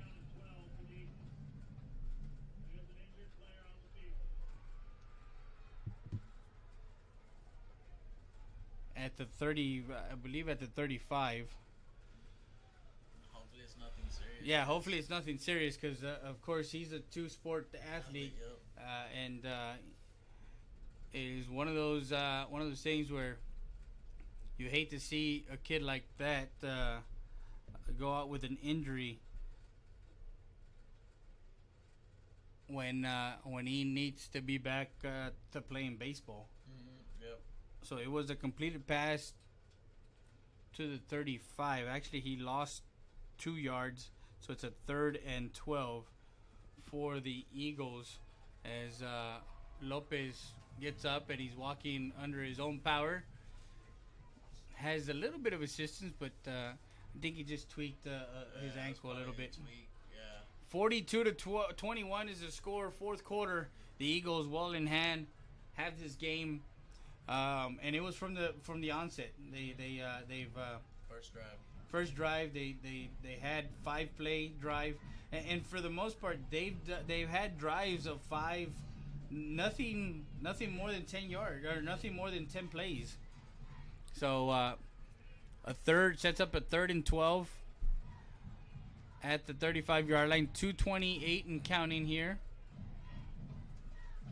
Fuentes, shotgun formation, has 2 receivers to the near side, 2 to the far side. Drops back, looking to throw far side, and almost got picked off. As that was Eric Reyes. Gets in the passing lane. The intended receiver, believe, was David Lopez. He's getting some reps on the offensive side. Of course, a year ago he was on the offensive side. He was a key guy on the offensive side as a receiving core. Brings a 4th and 12 from the 35 with 2:15 left. Will come in motion. Lopez throws to Lopez. Lopez gets it to the 21-yard line. A nice catch, but needed to get. He did get the first down. That catch good for Lopez. Complete to the 21. 14-yard 1st and 10. Needed 12, got 14. So keep the chains moving with 1:54 left. 2 receivers to the near side, 2 to the far side. Mingo Fuentes has Perales on his right side. Will go up the middle. I see Perales can get in the end zone. I want to see him get a touchdown. Everyone else got some love. Right, everybody got some pay dirt tonight. So you want Perales to get the fruits of his labor, as he got 4 yards on that carry to the 17. It's going to be a 2nd and 6 for the Eagles. Mingo Fuentes takes it to the other side, and that's a big boy to bring down. He's at the 10-yard line. Actually, 3 or 4 guys had to come in and bring him down. He's like another Ricky Medina type QB. Yeah, he is. Boy. Just a real big boy and hard to take down. So 7-yard carry gets a 1st and 10. Actually, it's a 1st and goal. 1st and goal to go at the 10. Perales will take it, bounce it near side, and into the end zone for an Eagle touchdown. As Perales goes into the end zone. You wanted it, you called it. Yeah, there he is. He got his piece for tonight. So with 52 seconds left here in the fourth quarter, Saúl Perales, the senior, puts it in from 10 yards out. A 10-yard touchdown run for Perales, and into the end zone to make it 48-21. Eagles with less than a minute to play, with Ramirez yet to put the ball through the uprights. He does, and it is good. 49-21. We'll be back with more after this. You're watching Real Sports Live, Southwest.com.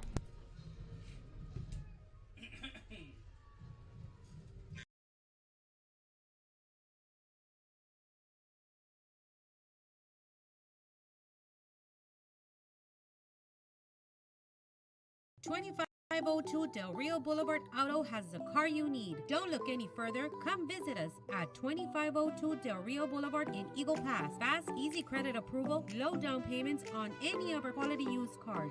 Stop by 2502 Del Rio Boulevard Auto.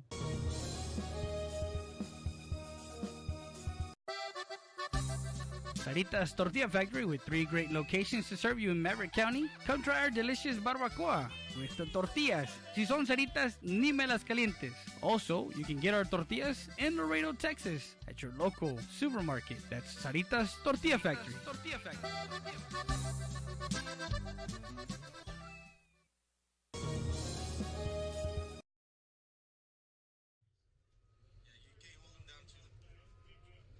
And we get an update from Harlandale, as Harlandale is leading still 24 to 19 with Johnston scoring right now. As David Lopez here will kick off with 52 seconds left, and will be taking it about the 2-yard line. Brings it out to the 15 and is bottled up by the special teams. Less than a minute to play.